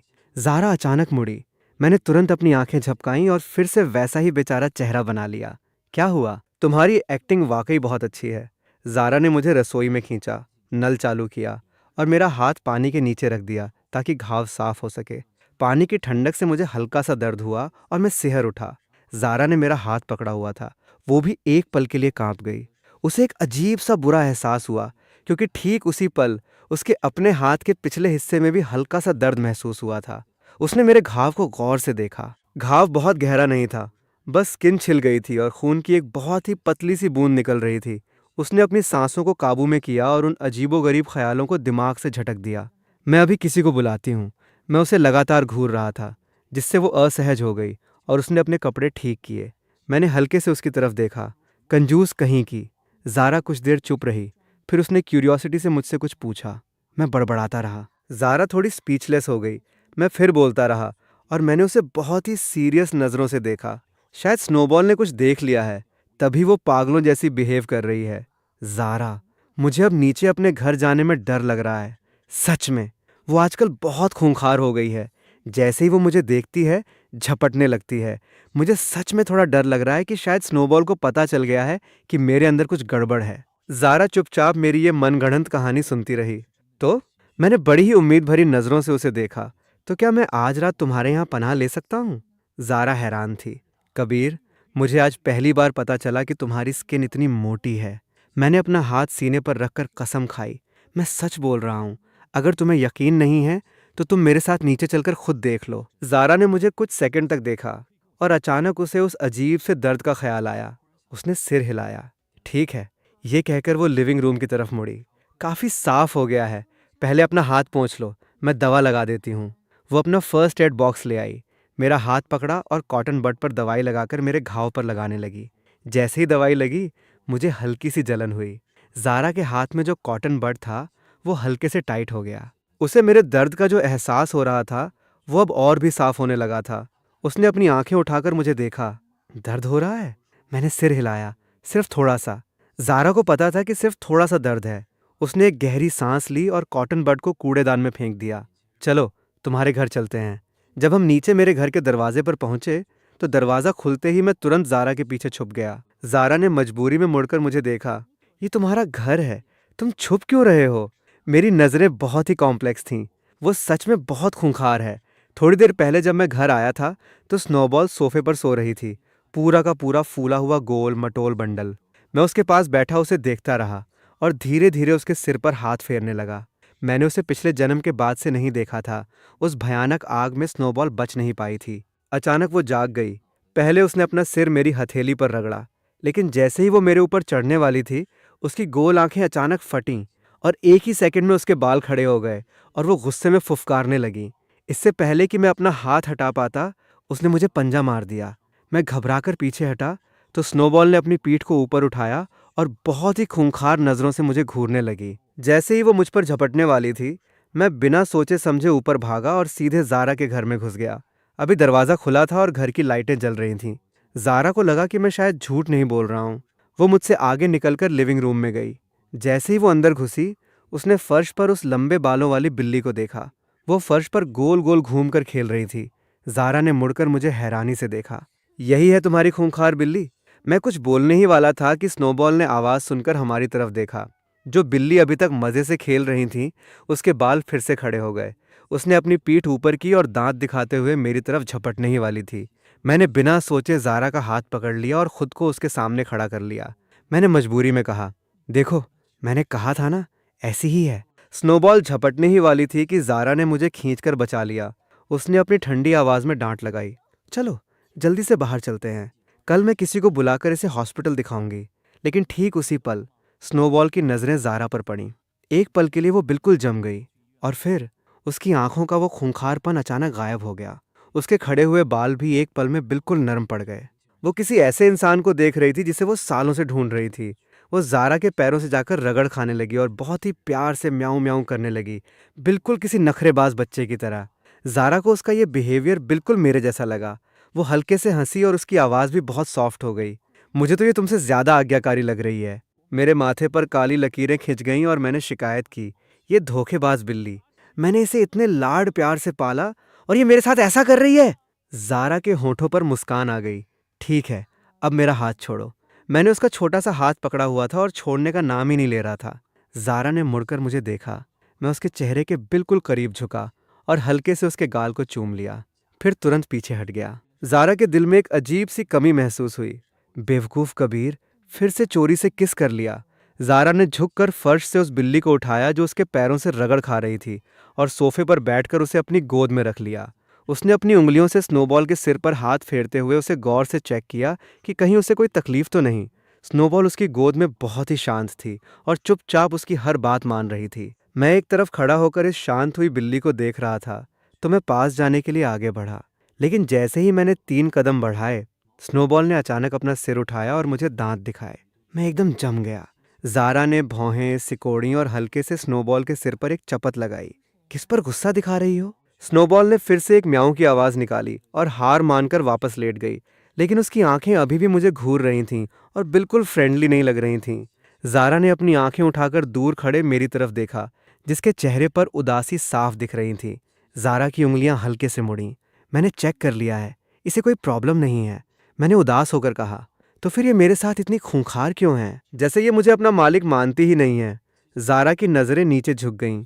शायद प्रॉब्लम बिल्ली में नहीं, बल्कि मेरे सामने खड़े इस इंसान में है। ज़ारा कोई अंधविश्वासी इंसान नहीं थी, लेकिन उसने ये सुन रखा था कि बिल्लियां बहुत ही सेंसिटिव जानवर होती हैं। कबीर ने ऐसा क्या किया जिससे ये इतनी बेचैन है? या फिर क्या ये सच में वो कबीर है जिसे मैं जानती हूँ?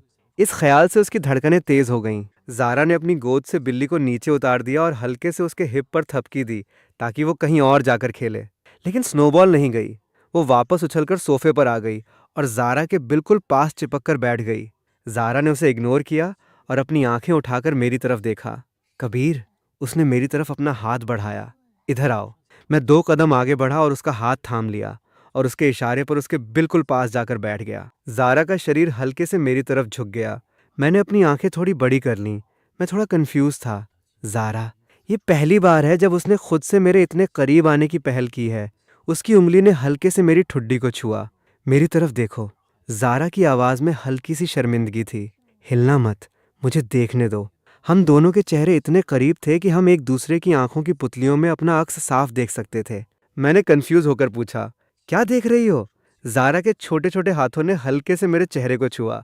वो मेरी साफ और चमकती हुई आंखों को देख रही थी, जिनमें सिर्फ उसी का चेहरा दिख रहा था। इस पल उसे पक्का यकीन हो गया कि उसके बगल में बैठा ये इंसान वाकई उसका कबीर ही है। वो थोड़ा शर्माते हुए मुझे देख रही थी। कबीर, अब यहाँ कोई और नहीं है। मैं उसकी बात का छुपा हुआ मतलब नहीं समझ पाया।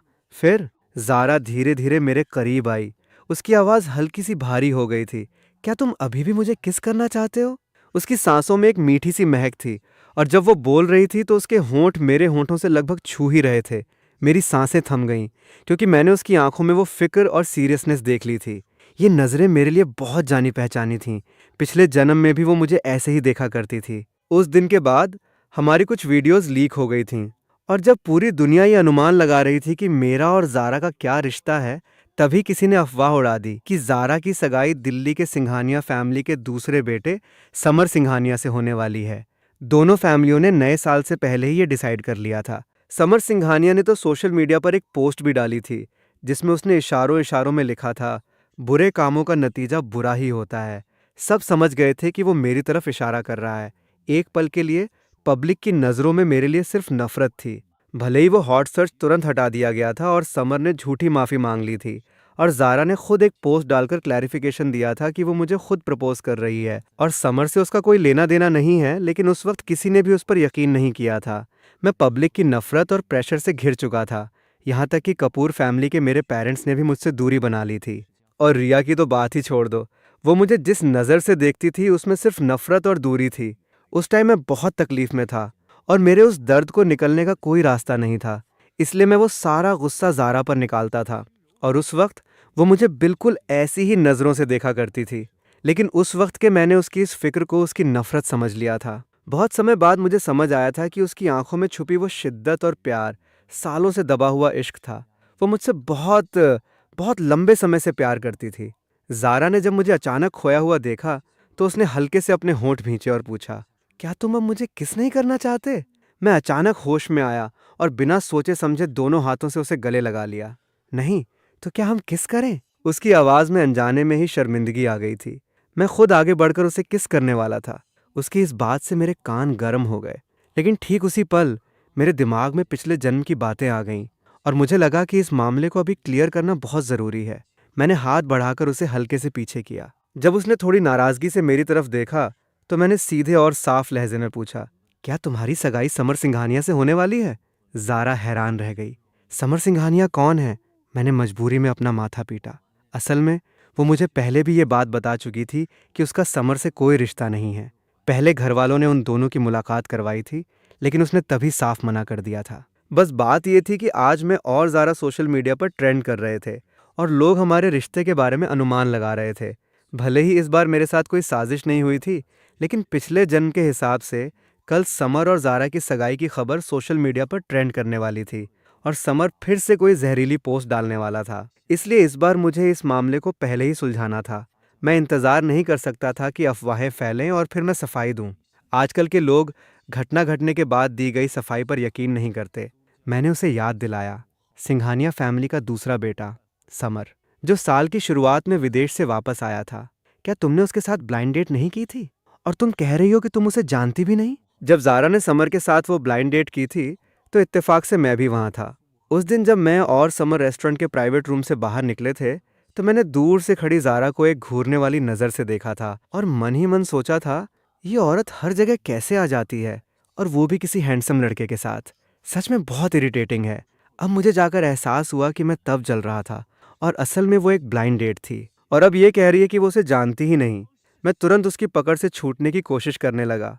ज़ारा ने बहुत ही प्यार से कहा, कबीर शांत हो जाओ। और फिर अचानक उसे याद आया, ओह तुम समर की बात कर रहे हो? समर, हम्फ, तुम तो उसे बहुत प्यार से समर बुला रही हो और मुझे मेरे पूरे नाम से बुलाती हो, है ना? ज़ारा ने मजबूरी में कहा। सब उसे समर ही बुलाते हैं और मुझे उसका असली नाम पता ही नहीं है, तो मैं और क्या बुलाऊं? समर बचपन से विदेश में था। वापस आए उसे कुछ ही महीने हुए हैं। वो दिल्ली के इन अमीरजादों के सर्कल में ज़्यादा मिलता जुलता नहीं है। मैं समर से सिर्फ एक बार मिली हूँ और सच में मुझे उसका नाम याद नहीं रहा। बस इतना पता है कि सब उसे समर बुलाते हैं। बात करते वक्त ज़ारा ने अपना छोटा सा चेहरा मेरे सीने पर रगड़ा। उसकी आवाज़ में हंसी थी। और वैसे भी अगर मैं उसे समर बुलाती हूँ तो उसे इंटीमेट माना जाएगा, तो क्या तुम चाहते हो कि मैं आगे से तुम्हें मिस्टर कपूर बुलाया करूँ? मैं उसकी इस दलील के आगे बेजुबान हो गया। मिस्टर कपूर वाकई अच्छा नहीं लगता। खैर, इस टॉपिक को छोड़ो। मैंने कंफ्यूज होकर उससे पूछा, तो उस दिन ब्लाइंड डेट पर तुमने उससे क्या कहा था? ज़ारा ने अपने होंठ फुलाए। सिर्फ एक बार मिलना ही ब्लाइंड डेट होता है क्या? मैंने एक गहरी सांस ली। मेरी दादी ने सच में मुझे उससे मिलने के लिए भेजा था, लेकिन रेस्टोरेंट जाने से पहले मुझे नहीं पता था कि मैं उससे मिलने जा रही हूँ। और जैसे ही मैं वहाँ पहुँची, मैंने सीधे मना कर दिया। ये बात बिल्कुल वैसी ही थी जो उसने पिछले जन्म में मुझे बताई थी। मैंने हल्के से अपनी भौहें सिकोड़ी। तो तुम्हारे घर वाले? उन्होंने कुछ नहीं कहा? जाहिर है, वो मेरी मर्जी की इज्जत करते हैं। रायचंद फैमिली को वैसे भी किसी पॉलिटिकल मैरिज की ज़रूरत नहीं है। मेरे मम्मी पापा हमेशा मेरी खुशी को पहली प्राथमिकता देते हैं। और वैसे भी ये मामला दादी ने सेटअप किया था।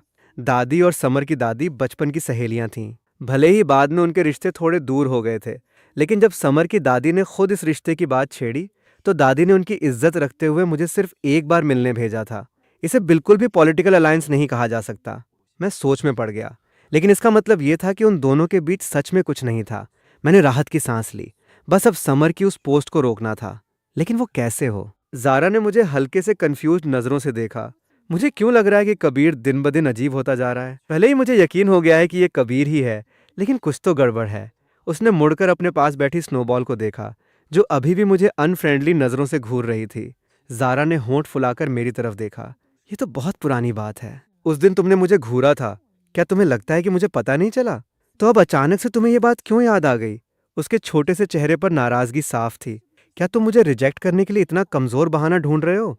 कबीर, क्या अब तुम्हारा नाटक ख़त्म हो गया है? मैंने उसे देखा और अपनी आवाज़ को बहुत ही सॉफ्ट कर लिया। मैं नाटक नहीं कर रहा हूँ।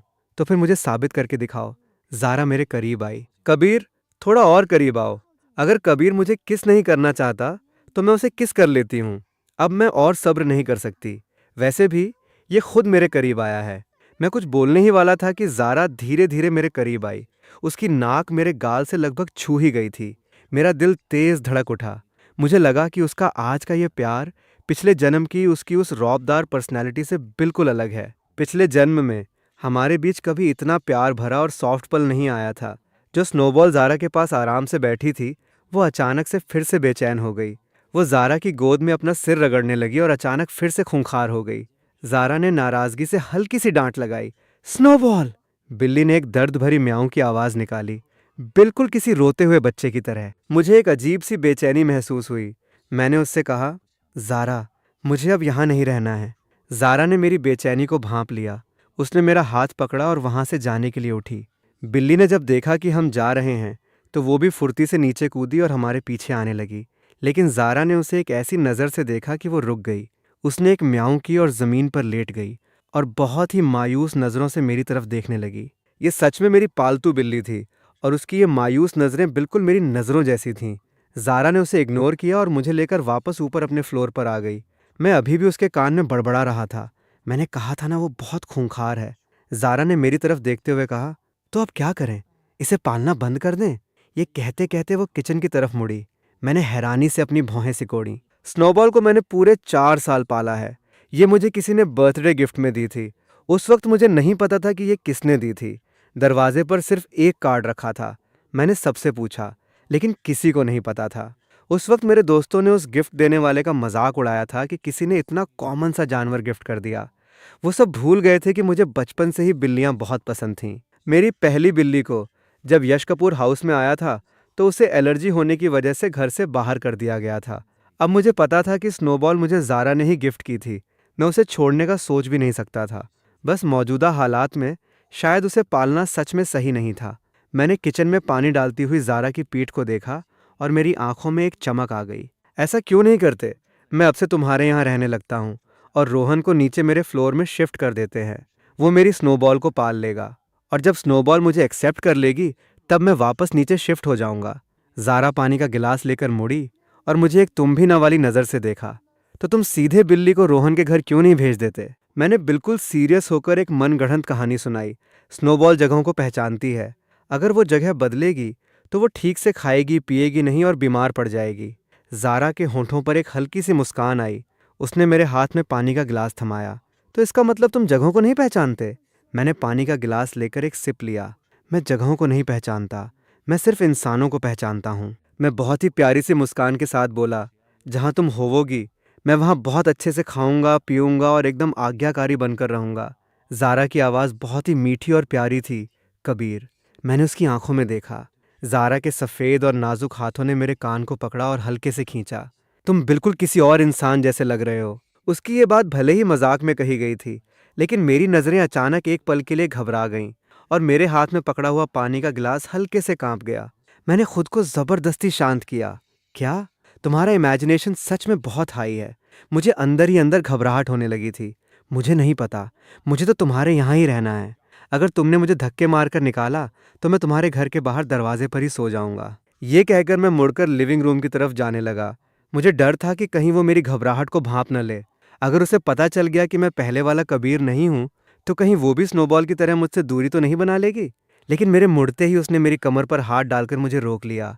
इससे पहले कि मैं कुछ समझ पाता, उसने अपना माथा मेरे माथे से लगा दिया। किसी को नहीं पता था, ये वो पल था जिसके बारे में ज़ारा ने पहले कभी सपने में भी नहीं सोचा था। पहले कबीर हमेशा उससे दूर भागता था। उसकी आंखों में सिर्फ रिया होती थी। जब भी मैं कबीर को रिया के पीछे पीछे खुश घूमते हुए देखती, तो मेरा बहुत मन करता था कि मैं उससे पूछूं, आखिर रिया में ऐसा क्या है? मैं उससे किसी भी मामले में कम नहीं हूं। तुम मुझे क्यों नहीं पसंद करते?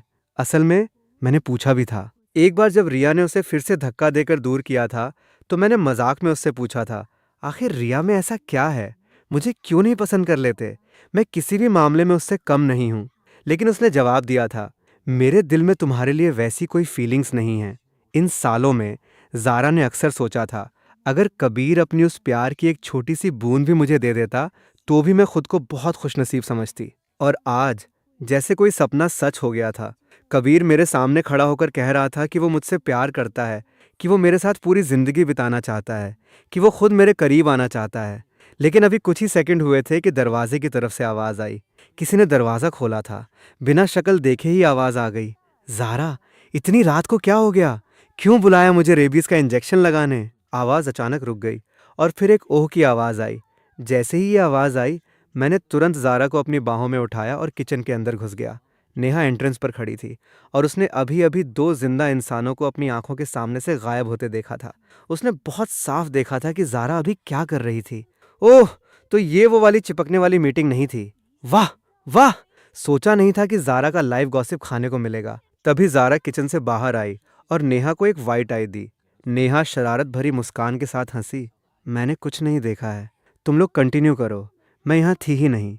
ये कहकर वो खुशी खुशी मुड़ी और चली गई और जाते जाते दरवाज़ा भी बहुत ही प्यार से बंद कर गई। नेहा ने दरवाजे से पीठ टिकाकर एक गहरी सांस ली। बाप रे, ये तो बहुत ही ज़्यादा थ्रिलिंग था। लिफ्ट की आवाज़ आई और हाथ में मेडिकल किट लिए डॉक्टर प्रिया बाहर निकली। उसने नेहा को वहाँ खड़ा देखा और हैरानी से पूछा, तुम यहाँ बाहर क्या कर रही हो? ये कहते हुए उसने नेहा के पीछे बंद दरवाजे की तरफ देखा। क्या ज़ारा के घर सच में कोई कुत्ता है? नेहा ने एक पल के लिए सोचा और फिर सिर हिलाते हुए एक बहुत ही गहरे मतलब वाली मुस्कान के साथ कहा, सिर्फ कुत्ता ही नहीं, बिल्ली भी है और अभी अंदर दोनों में बहुत जोर की लड़ाई चल रही है। टेंशन मत लो, जब उनकी लड़ाई खत्म हो जाएगी तब हम अंदर चलेंगे। डॉक्टर प्रिया की आंखें हैरानी से फटी रह गईं। कमरे के अंदर मैं किचन से बाहर निकला।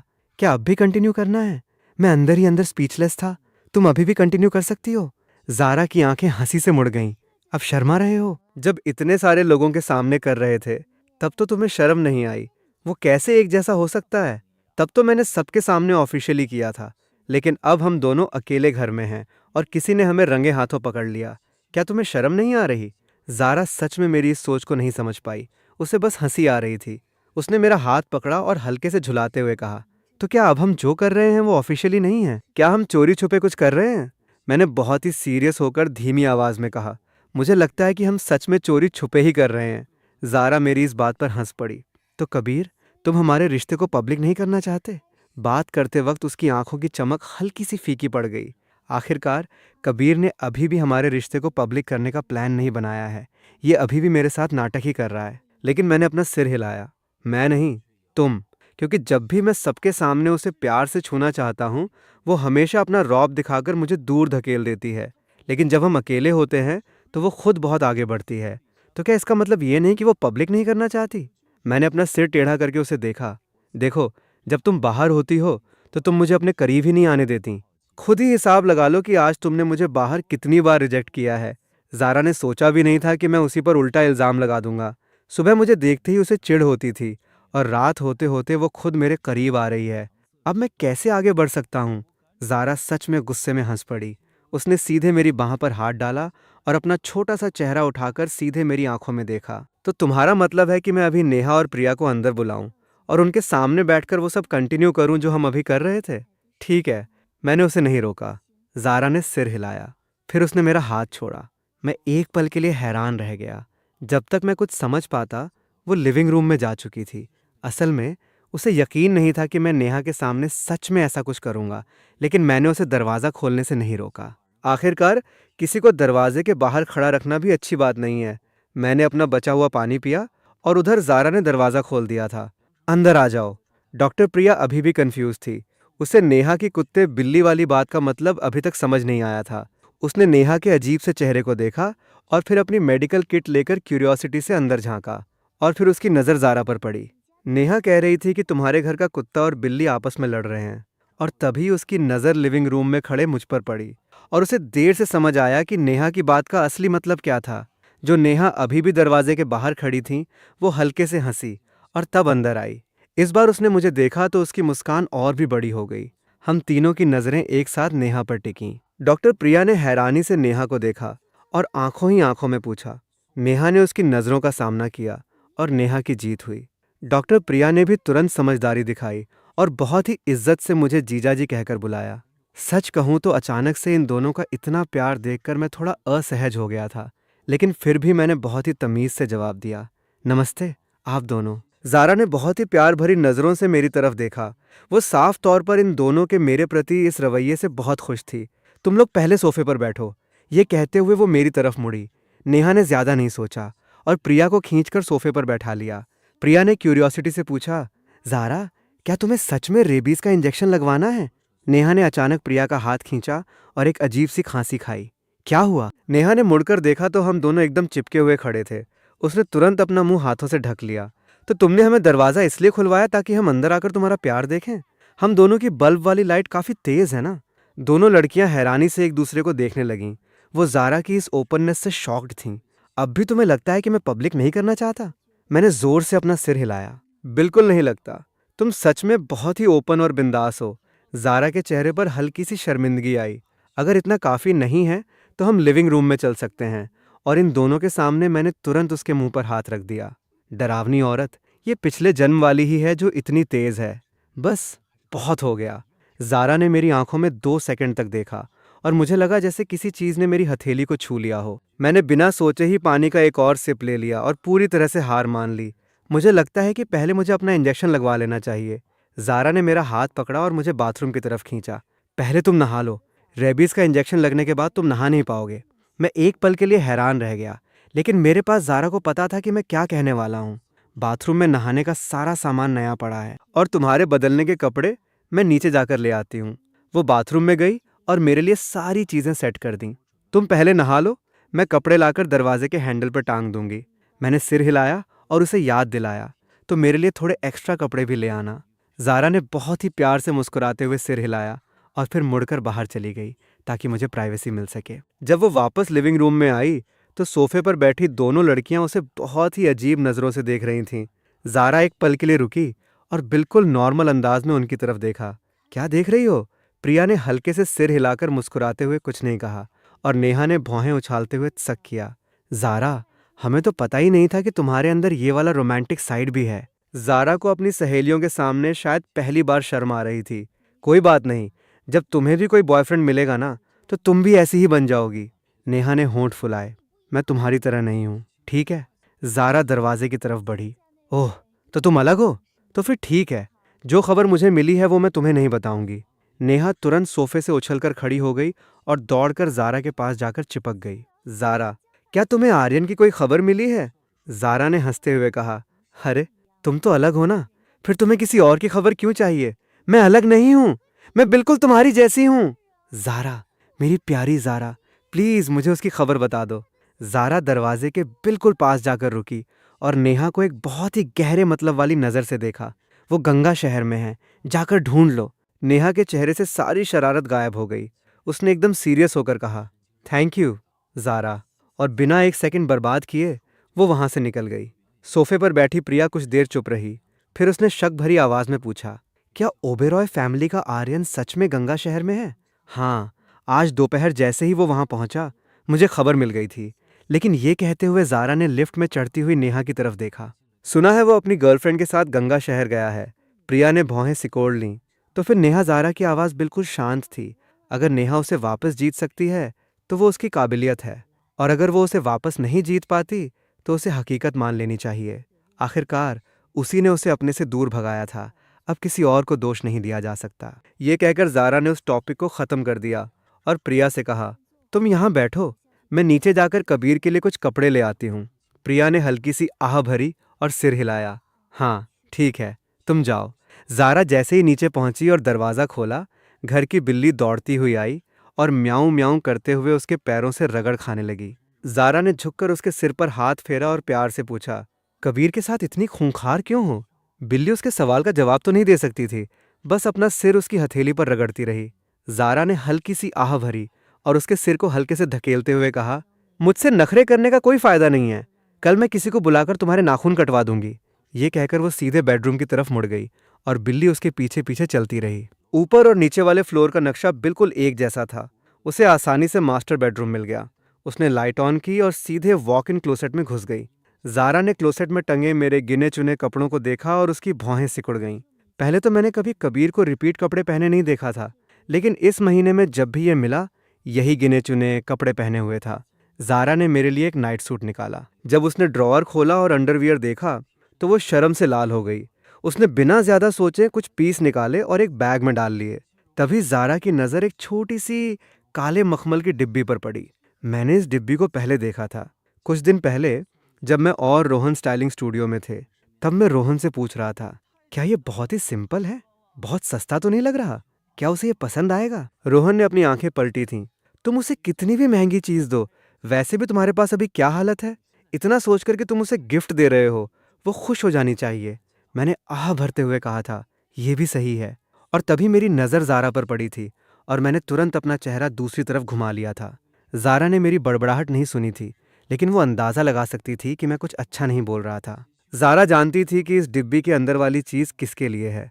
एक अजीब सा एहसास, जिसे वो समझ नहीं पा रही थी, ने उसे मजबूर किया कि वो उस डिब्बी को उठा ले। उसकी उंगलियां हल्के से कांप रही थीं जब उसने डिब्बी का ढक्कन खोला। डिब्बी के अंदर एक बहुत ही खूबसूरत और नाजुक हेयर क्लिप रखी थी और उस हेयर क्लिप के नीचे एक मुड़ा हुआ नोट रखा था। ज़ारा ने अपने होंठ भींचे और बहुत ही सावधानी से उस नोट को बाहर निकाला। अपनी कांपती उंगलियों को काबू में करते हुए ज़ारा ने वो नोट पढ़ा, डिब्बी को वापस बंद किया और यथास्थान रख दिया। फिर उसने अपना सामान पैक किया और वहां से बाहर निकल गई। जब वो वापस बेडरूम में आई तो बाथरूम से अभी भी शॉवर की आवाज़ आ रही थी। ज़ारा ने कपड़ों का बैग दरवाजे के हैंडल पर टांगा और दरवाजे पर हल्के से दस्तक दी। शॉवर की आवाज़ तुरंत रुक गई और मेरी साफ आवाज़ आई, ज़ारा, क्या ये तुम हो? ज़ारा ने जवाब दिया। उसकी आवाज़ में एक अनजानी सी उदासी थी। मैंने तुम्हारे कपड़े दरवाजे पर टांग दिए हैं, बाद में खुद ले लेना। ठीक है, मैंने जवाब दिया। मैं अभी बाहर आता हूँ। ज़ारा ने प्यार से कहा। कोई जल्दी नहीं है। वो और कुछ कहना चाहती थी, लेकिन आखिर में उसने बस अपनी पलकें झुकाईं और मुड़कर बाहर चली गईं। कुछ ही देर बाद मैं बाथरूम से बाहर निकला और ज़ारा के बगल में जाकर बैठ गया ताकि प्रिया मुझे रेबीज का इंजेक्शन लगा सके। ज़ारा पास बैठी अपनी भौहें सिकोड़े मुझे देख रही थीं। जब सुई मेरे हाथ में चुभी तो हल्के से दर्द ने उसकी भौहों को और सिकोड़ दिया। ज़ारा की नज़रों में एक अजीब सी चमक थी। प्रिया पहले से ही वहां से भागने के मूड में थी। एक सिंगल लड़की होने के नाते उसने भांप लिया था कि वहां का माहौल उसके लिए ठीक नहीं है। इसलिए इंजेक्शन लगाने के बाद के नियम और अगली डेट बताकर वो बहुत ही तेजी से वहां से विदा ले गई। मैंने अपना सिर उठाकर ज़ारा की तरफ देखा। हमारी आंखें मिलीं। ज़ारा, क्या हुआ? मैंने कंफ्यूज होकर पूछा। ज़ारा का मूड साफ तौर पर ऑफ था। जब मैं नहाने गया था तब तक तो वो बिल्कुल ठीक थी। ज़ारा ने कोई जवाब नहीं दिया। कबीर, मैंने उसे देखा। क्या हो गया है? उसने अपना हाथ बढ़ाकर मेरी गर्दन पर डाल लिया और मेरे कान के पास झुककर धीरे से पूछा, क्या तुम मुझसे शादी करोगे? मैं एक पल के लिए हैरान रह गया। शादी? वो अभी भी मेरे कान से चिपकी हुई थी। अभी इसी वक्त हमारी सगाई तय कर लो। अभी सगाई तय करें? अभी का मतलब है, मैं थोड़ा कंफ्यूज था। यानी अभी इसी वक्त हम अपना रिश्ता पक्का कर लें और कल सुबह होते ही मैरिज सर्टिफिकेट ले आएं। ज़ारा ने मेरे कान के पास झुककर बहुत ही धीमी आवाज में पूछा, कबीर, क्या तुम मुझसे शादी करना चाहते हो? मैं अचानक एक पल के लिए खो-सा गया। शादी, ज़ारा ने पिछले जन्म में भी कई बार शादी का जिक्र किया था। शुरुआत में मैं उसके प्रति बहुत ठंडा था और बाद में जब मेरा चेहरा जल गया था तो मैं और भी ज़्यादा इनकार करने लगा था। और फिर ज़ारा ने भी ये बात उठानी बंद कर दी थी और बस चुपचाप मेरे साए की तरह मेरे साथ रही थी। लेकिन मैंने एक बार उसकी स्टडी रूम की ड्रॉअर में कस्टम मेड शादी की अंगूठियों का एक जोड़ा देखा था। मैंने उन्हें चुपके से निकालकर पहना भी था और वो मेरी उंगलियों में बिल्कुल फिट आई थीं। मेरी इस खामोशी ने ज़ारा की सांसों को रोक दिया। कमरे में इतना सन्नाटा था कि दिल की धड़कन भी साफ सुनाई दे रही थी। उसकी आवाज़ में हल्की सी मायूसी थी। क्या कबीर नहीं चाहता? जाहिर है नहीं। मैं तो बहुत खुश हूँ। ज़ारा ने आखिरकार हिम्मत करके अपनी आंखें उठाईं और मेरी आंखों में देखा। ज़ारा, मैं बहुत ज़्यादा खुश हूँ। मैंने उसे अपनी बाहों में भर लिया और खुशी से उसे गोद में उठाकर एक चक्कर घूम गया। ज़ारा, मैं तुमसे बहुत प्यार करता हूँ। मैं तुमसे शादी करना चाहता हूँ। ज़ारा का दिल जोर से सिकुड़ गया। अगर मुझे बचपन से ये न पता होता कि कबीर मुझसे कितनी नफरत करता था, और अगर मैंने अभी अभी वो हेयर क्लिप न देखी होती जो उसने 2 दिन पहले रिया को देने के लिए खरीदी थी, तो मैं सच में उसकी बातों पर यकीन कर लेती। बड़ा धोखेबाज है। कौन कहता है कि कबीर की एक्टिंग खराब है? ये तो बहुत अच्छी एक्टिंग करता है। लेकिन भले ही मुझे पता है कि ये धोखा है, इस एक पल में मैं इस धोखे में खुशी खुशी फंसने के लिए तैयार हूँ। उसने अपने होंठ फुलाए। कबीर को अपनी कही हुई बात याद रखनी होगी। अगर मुझे पता चला कि तुमने मुझे धोखा दिया है तो फिर? मैंने क्यूरियोसिटी से पूछा। तो फिर मैं तुमसे चिपक जाऊंगी, तुम्हें एक कदम भी दूर नहीं जाने दूंगी और हर पल तुमसे चिपकी रहूंगी। मेरा दिल तेजी से धड़क उठा। अब ये सच में उस ज़ारा जैसी लग रही है जिसे मैं जानता था। जब ज़ारा को लगा कि मैं उसकी इस बात से डर जाऊंगा तो मैं एक बहुत ही बड़ी मुस्कान के साथ बोला, मुझे मंजूर है। और फिर मैंने क्यूरियोसिटी से पूछा, लेकिन तुमने कहा कि हम अभी सगाई तय करेंगे। अभी तो रात के 2 बजने वाले हैं, हम तैयारी कैसे करेंगे? जब तक कबीर तैयार है तब तक कुछ भी करने में देर नहीं है। ज़ारा ने कुछ फ़ोन कॉल्स किए। करीब 1 घंटे के अंदर लिविंग रूम तरह तरह के कपड़ों और एक्सेसरीज के बैग से भर गया। उसने हल्के से होंठ फुलाते हुए माफ़ी मांगते हुए कहा, सॉरी, इतनी रात हो गई है इसलिए इतना ही मंगा पाई। कल मैं और मंगवा लूंगी। ये सब तुम्हारी पसंद के हिसाब से कस्टम मेड किए गए हैं। तुम इनमें से कोई एक सेट ट्राई कर लो, कल फोटोशूट के लिए काम आएगा। मैंने बिना कुछ समझे ओह कहा। ज़ारा अपने कमरे में जाकर एक सफ़ेद रंग की ड्रेस पहनकर आई। मैंने उन बैग्स में से उसके कपड़ों से मैच करता हुआ एक सूट निकाला जो बिल्कुल किसी कपल आउटफिट जैसा लग रहा था। तभी डोरबेल बजी। ज़ारा मेरे पास आई और हल्के से मुझे किस किया। मैंने हल्के से हंसते हुए उसे देखा। जाओ दरवाज़ा खोलो, शादी के बाद हमारे पास बहुत टाइम होगा। ज़ारा ने मेरी बात से सहमति में सिर हिलाया और मुड़कर दरवाज़ा खोलने चली गई। बाहर वेडिंग प्लानर्स और हाई एंड फैशन स्टोर के स्टाफ मेंबर्स आए थे। जब स्टाफ अंदर आया और हम दोनों को देखा तो उनके अंदर का गॉसिप करने वाला कीड़ा जाग उठा। आने से पहले तो वो सब शिकायत कर रहे थे कि न जाने कौन है जो आधी रात को लोगों को परेशान कर रहा है और शादी की तैयारी करवा रहा है। तीनों के दिमाग में यही सवाल घूम रहा था, इतनी जल्दी शादी पक्की करने की क्या वजह है? कहीं ऐसा तो नहीं कि इंटरनेट पर जो अफवाहें चल रही हैं वो सच हैं और कबीर के पास ज़ारा मैम को कंट्रोल करने वाला कोई ब्लैकमेलिंग सबूत है? अगली सुबह जब हम सिविल रजिस्ट्री ऑफिस में फ़ोटो खिंचवा रहे थे तो वहाँ का स्टाफ साफ तौर पर हम दोनों को पहचान गया था और उनकी आंखों में गॉसिप की चमक साफ दिख रही थी। हम दोनों कंधे से कंधा मिलाकर बैठे थे। ज़ारा ने मेरी तरफ देखा और अचानक कहा, रुको। मैंने कंफ्यूज होकर उसे देखा। क्या हुआ? वहां मौजूद स्टाफ का दिल भी धड़क उठा। आ गए, आ गए, मैम को पछतावा हो रहा है। लाइव शो देखने का मजा ही कुछ और है। ज़ारा ने बहुत ही प्यार से मेरी टाई ठीक की। थोड़ी टेढ़ी हो गई थी, मैं ठीक कर देती हूँ।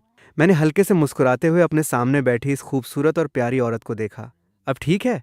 ज़ारा ने हंसते हुए मेरे गाल पर एक हल्का सा किस किया। हाँ, अब ठीक है। मैंने मुड़कर स्टाफ की हैरान और एक्साइटेड नज़रों का सामना किया और थोड़ा शर्माते हुए हंस दिया। स्टाफ ने भी मुझे देखकर मुस्कुराया। बहुत स्वीट हैं दोनों, सच में कपल गोल्स। इंटरनेट की अफवाहों पर बिल्कुल यकीन नहीं करना चाहिए। ज़ारा का चेहरा हल्के से लाल हो गया। वो वापस सीधी होकर बैठ गई और बिल्कुल नेचुरल तरीके से मेरी बाह पकड़ ली।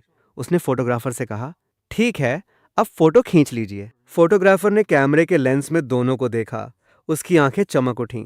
आज सुबह जब हॉट सर्च पर इनकी फोटो देखी थी तो लगा था कि फिल्टर और एडिटिंग का कमाल है, लेकिन इनकी असली खूबसूरती तो सीधे दिल पर वार कर रही है। आहा, मेरी भी तो जवानी है। कुछ ही देर बाद दो लाल रंग की किताबें हम दोनों के हाथों में थीं। उस पल ज़ारा को लगा जैसे वो किसी सपने में है। कबीर अब मेरा पति है। उसकी उंगलियां हल्के से कांपते हुए उस सर्टिफिकेट को छू रही थीं। उसने मुड़कर मेरी तरफ देखा और देखा कि मैं भी अपने हाथों में पकड़े सर्टिफिकेट को एकटक घूर रहा हूँ। ज़ारा ने अपने होंठ हल्के से भींचे और सोचने लगी, क्या कबीर अभी ज्यादा खुश है या उसे चिढ़ हो रही है? रजिस्ट्री ऑफिस से निकलते वक्त ज़ारा ने स्टाफ के लिए तैयार किए गए रिटर्न गिफ्ट्स बांटे। आपने बहुत मेहनत की, ये तो हमारा फर्ज था। मैम, ज़ारा और मिस्टर कबीर को शादी की बहुत बहुत बधाई। आप दोनों हमेशा खुश रहें और प्यार से रहें। ज़ारा का चेहरा और भी ज़्यादा प्यार से भर गया। शुक्रिया। जब हम घर वापस पहुंचे तो ज़ारा ने देखा कि मैं अभी भी अपना सिर झुकाए अपने हाथों में पकड़े मैरिज सर्टिफिकेट को ही घूर रहा हूँ। क्या देख रहे हो? कबीर को कहीं नाखुश तो नहीं हो? मैंने बेताबी से उससे पूछा, क्या मैं इसे सोशल मीडिया पर पोस्ट कर सकता हूँ? ज़ारा थोड़ी कंफ्यूज हो गई। Social media? मैंने मैरिज सर्टिफिकेट को उसकी आंखों के सामने हिलाया। इसे मैं सोशल मीडिया पर हमारी शादी का अनाउंसमेंट करना चाहता हूँ। क्या मैं कर सकता हूँ?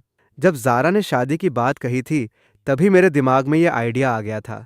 क्या इससे अच्छा और कोई हल हो सकता था? जैसे ही मैं अपना मैरिज सर्टिफिकेट सोशल मीडिया पर डालकर शादी का अनाउंसमेंट कर दूंगा, समर सिंघानिया वाला मामला अपने आप ही खत्म हो जाएगा। ज़ारा ने सच में ये नहीं सोचा था कि मैं इसे पब्लिक करने के लिए तैयार हो जाऊंगा। हाँ, बिल्कुल कर सकते हो। वो मेरे बगल में आकर बैठ गई, लेकिन तभी मैंने फिर से अपनी भौहें सिकोड़ लीं। लेकिन मेरे पास तो फ़ोन ही नहीं है। मेरा फ़ोन तो रोहन के पास है और मेरा सोशल मीडिया अकाउंट भी हमेशा वही हैंडल करता है। ज़ारा की आंखें हंसी से मुड़ गईं। तो मैं पोस्ट कर देती हूँ।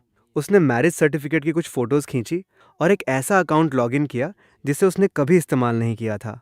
ज़्यादा टाइम नहीं लगा और हॉट सर्च फिर से फट गया। चाहे कोई भी टाइम हो, चाहे कोई भी मौसम हो, हम कभी एक दूसरे का साथ नहीं छोड़ेंगे। कैप्शन के साथ दो मैरिज सर्टिफिकेट्स की फ़ोटो। जब पूरी दुनिया बस अटकलें ही लगा रही थी, ज़ारा ने सबसे सीधा और सटीक जवाब दे दिया था। मैंने उसके पोस्ट किए हुए मैसेज को देखा। मेरी नज़रों में एक हलचल सी हुई। मुझे अचानक कुछ याद आया और मैंने कहा, तुम्हारे मम्मी पापा को अभी तक हमारी शादी के बारे में पता नहीं है ना? ज़ारा हल्के से हंस पड़ी। पतिदेव। मेरा चेहरा तुरंत शर्म से लाल हो गया और दिल तेज धड़कने लगा। ज़ारा हंसी। तुम्हारे पास ये सोचने का टाइम है तो बेहतर होगा कि तुम कुछ और सोचो। मैंने कंफ्यूज होकर पूछा, और क्या सोचूं? ज़ारा मेरे करीब आई। तुम्हें ये सोचना चाहिए कि आज रात हम दोनों लिविंग रूम में बैठकर बातें करेंगे या अपने अपने कमरे में जाकर अलग अलग सोएंगे। मैंने मासूमियत से पूछा, इन दोनों में क्या फ़र्क है? ज़ारा ने अपनी आंखें झपकाईं। फैसला तुम्हें लेना है। मैंने एक पल सोचा और बहुत ही नेचुरल तरीके से उसका छोटा सा हाथ अपने हाथ में ले लिया। तो फिर ज़ारा मेरे साथ बेडरूम में आराम करेगी। ज़ारा ने हमारे जुड़े हुए हाथों को देखा। कबीर को बाद में पछतावा तो नहीं होगा? मैंने बिंदास अंदाज में उसे देखा। पछताने की क्या बात है? रात हुई। ज़ारा ने बिस्तर पर लेटते ही बिना कोई हिचकिचाहट खुद को कंबल में पूरी तरह से लपेट लिया। मैंने हैरानी से उसे देखा। तुम क्या कर रही हो? ज़ारा ने बिल्कुल शांत आवाज में कहा। सोने की तैयारी। कंबल ओढ़े बिना कैसे सोएंगे? मैं और भी ज्यादा कंफ्यूज हो गया। क्या तुमने नहीं कहा था कि तुम मेरे साथ आराम करोगी? ज़ारा ने कंबल के अंदर से अपना हाथ बाहर निकाला और बगल की खाली जगह पर थपथपाया। हाँ, तो आ जाओ न सोने। मुझे अभी भी मौजूदा हालात समझ नहीं आ रहे थे। बस इतना ही? ज़ारा ने मेरी आंखों में देखा। और क्या? क्या तुम्हारे दिमाग में कोई और प्लान है? हमारी शादी हो चुकी है। उसकी आवाज़ बहुत ही सॉफ्ट थी। उसने आगे बढ़कर हल्के से मेरे गाल को छुआ। कबीर अब मेरे पति हैं।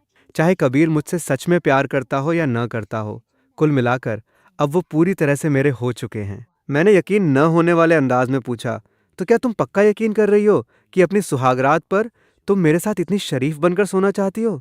ज़ारा ने अपनी चमकती आंखों से मेरी तरफ देखा, क्योंकि मुझे लगता है कि कबीर को अभी भी टाइम चाहिए ताकि वो इसे अच्छे से एक्सेप्ट कर सके और तैयार हो सके।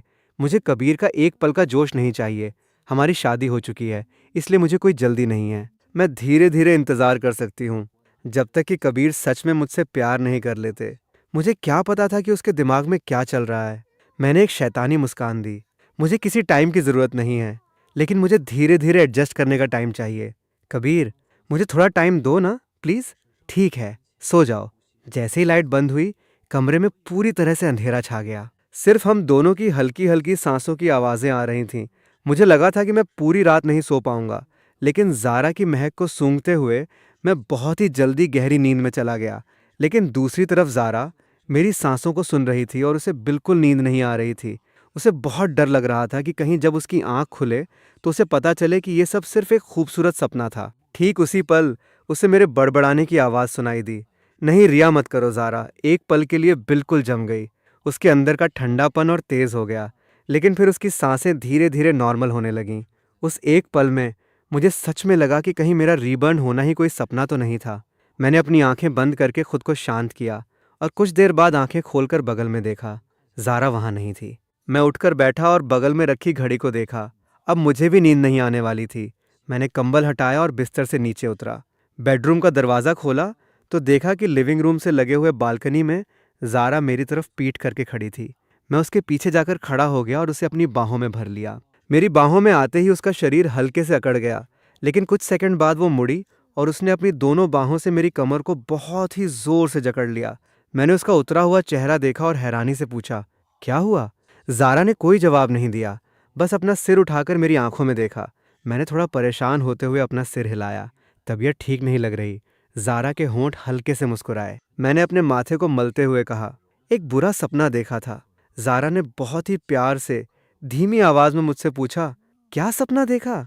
मैंने अपनी भौहें सिकोड़ लीं। मुझे समझ नहीं आ रहा था कि मैं उसे कैसे बताऊं। मैंने सपना देखा कि पिछले जन्म वाले दिन जब मैं घर वापस आया तो रिया पहले से ही घर में मेरा इंतज़ार कर रही थी। जैसे ही मैं अंदर घुसा, वो मुझसे झगड़ने लगी। मैंने कहा कि वो नशीली ड्रिंक उसने मुझे दी थी, लेकिन उसने साफ इनकार कर दिया। उसने गुस्से में आकर अपने पास रखी चीज़ें मेरी तरफ फेंकी। ये सोचते ही मेरे हाथों ने अनजाने में ही ज़ारा की कमर को और ज़ोर से जकड़ लिया। ज़ारा ने मेरी पीठ पर हाथ फेरते हुए मुझे तसल्ली दी, कुछ नहीं, बस एक बुरा सपना था। लेकिन ज़ारा इतनी आसानी से बात टालने वाली नहीं थी। उसने मेरे शरीर की अकड़न को महसूस किया। अब जब वो मेरे सपने में कही गई बातों के बारे में सोच रही थी, तो उसे याद आया कि जब मैं वो बातें कह रहा था तो मेरी आवाज़ में एक बहुत ही गहरा डर और बेचैनी थी। बस उस वक्त वो अपनी जलन और गुस्से में इतनी अंधी हो गई थी कि उसने इस पर ज्यादा ध्यान नहीं दिया था। ज़ारा की आवाज़ कांपने लगी। कबीर, उसने बहुत ही धीमी आवाज़ में पूछा, क्या रिया ने तुम्हारे साथ कुछ बुरा किया था? मुझे उसकी बात समझ नहीं आई।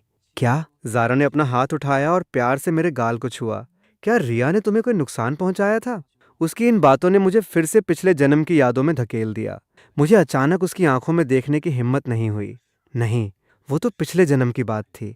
और वैसे भी पिछले जन्म में उसे अपने किए की सज़ा मिल गई थी। और अब इस जन्म में रिया के पास कोई मौका नहीं है। ज़ारा के छोटे से चेहरे पर नाराज़गी साफ लिखी थी, लेकिन वो नहीं चाहती थी कि मैं उसे देखूं। इसलिए उसने एक गहरी सांस ली और अपने इमोशंस को काबू में किया। नहीं किया तो ठीक है। ज़ारा ने अपना सिर मेरे सीने में छुपा लिया। कुछ देर बाद उसने अचानक मुझसे पूछा, आज कपूर फैमिली की एक पार्टी है, क्या कबीर वहां चलना चाहेगा? इस टॉपिक ने तुरंत मेरा ध्यान भटका दिया। यश की जीत की पार्टी होगी ना? मेरा वहां जाने का बिल्कुल मन नहीं है। मैं कपूर फैमिली के लोगों से नहीं मिलना चाहता। मेरे लिए तो वो अनजान लोगों से भी बदतर हैं। ज़ारा ने अपना सिर उठाकर मेरी तरफ देखा। अगर कबीर का मन है तो मैं कबीर को वहां लेकर चलूंगी। मैंने कंफ्यूज होकर पूछा, वहां जाकर क्या करेंगे? ज़ारा के चेहरे पर एक हल्की सी शरारती मुस्कान थी। जाहिर है जाकर उनका तमाशा देखेंगे। मैं भी मुस्कुराया। बिल्कुल मंजूर है। असल में सोचूं तो अभी तक कपूर फैमिली के लोगों ने मुझे ढूंढने की कोशिश की होगी, लेकिन क्योंकि मेरा फ़ोन मेरे पास नहीं था और उनकी हिम्मत नहीं थी कि वो ज़ारा के घर में आकर हंगामा करें, इसलिए मैं अब तक बिल्कुल शांति से था और किसी ने मुझे डिस्टर्ब नहीं किया था। लेकिन आगे चलकर तो सामना करना ही पड़ेगा। पार्टी दोपहर में थी। हॉट सर्च पर इतना बवाल मचा हुआ था कि ज़ारा का फ़ोन लगभग फटने ही वाला था, लेकिन उसने फ़ोन ऑफ करके किसी की कॉल नहीं उठाई। फ़ोन ऑन करके उसने दुनिया घूम रहे अपने मम्मी पापा को कॉल बैक किया और अपने कुछ दोस्तों को मैसेज का रिप्लाई दिया। मैं वापस कमरे में जाकर थोड़ी और नींद लेने चला गया। जब मैं उठा तो मैंने वो हाई एंड सूट पहना जो ज़ारा ने मंगवाया था और बगल में खड़े स्टाइलिस्ट से अपने बाल बनवाए। ज़ारा अपना फ़ोन पकड़े एक तरफ बैठी थी और लगातार कुछ टाइप कर रही थी। पता नहीं क्या कर रही थी। जब मैं तैयार हो गया तो मैं खड़ा हुआ और पूछा, ज़ारा, तुम्हारा पति बहुत हैंडसम लग रहा है ना? ज़ारा की आंखें प्यार से झुक गईं। उसने अपना फ़ोन साइड में रखा, उठकर मेरे सामने आई और हंसते हुए सिर हिलाया। बहुत ज़्यादा हैंडसम। और फिर उसने भी उसी colour coordinated high and evening gown को पहन लिया। जब हम दोनों की स्टाइलिंग पूरी हो गई तो मैंने अपनी चमकती आंखों से उसे देखा और बिना खुद को रोके झुककर उसके गाल पर एक हल्का सा किस कर दिया। मेरी ज़ारा सच में बहुत खूबसूरत है। जब हम दोनों एक साथ खड़े थे तो ज़ारा को अचानक थोड़ा पछतावा होने लगा। इतने हैंडसम कबीर को रिया के सामने नहीं ले जाना चाहिए। क्या करूं? नहीं, कबीर को लेकर बाहर एक राउंड तो लगाना ही चाहिए। लोग जल भुनकर राख नहीं हो गए तो कहना। आखिरकार कबीर मेरे पति हैं। बगल में खड़े कुछ स्टाइलिस्ट्स खुशी से चीख पड़े, बहुत स्वीट हैं, बिल्कुल परफेक्ट कपल। ये सुनकर ज़ारा की आंखें और भी ज्यादा मुस्कुरा गईं। उसने अपना सिर उठाकर मेरी तरफ देखा। कबीर ने सुना, सबको लगता है कि हम सबसे बेस्ट कपल हैं। मैंने अपना हाथ उठाया और बहुत ही प्यार से उसके सिर पर हाथ फेरा। मेरी आवाज़ में वो प्यार था जो मैंने आज तक किसी के लिए नहीं दिखाया था। मैं सिर्फ तुम्हारे लिए हूँ। मैंने मौके का फ़ायदा उठाते हुए उसका हाथ कस कर पकड़ लिया। इस एक पल में मैंने अचानक अपने अंदर के सारे बंधनों को तोड़ दिया था। पहले मैं हर मामले में बहुत समझदारी से काम लेता था, कभी अपनी ताकत दिखाता ही नहीं था, हमेशा शांत रहता था और लाइमलाइट से दूर रहता था। लेकिन इस पल मैं बस दुनिया के सामने आना चाहता था। मैं अपनी इस लड़की के साथ अपने इस प्यार को पूरी दुनिया को दिखाना चाहता था। मेरे इस सीधे और साफ प्यार ने ज़ारा के गालों को शर्म से लाल कर दिया।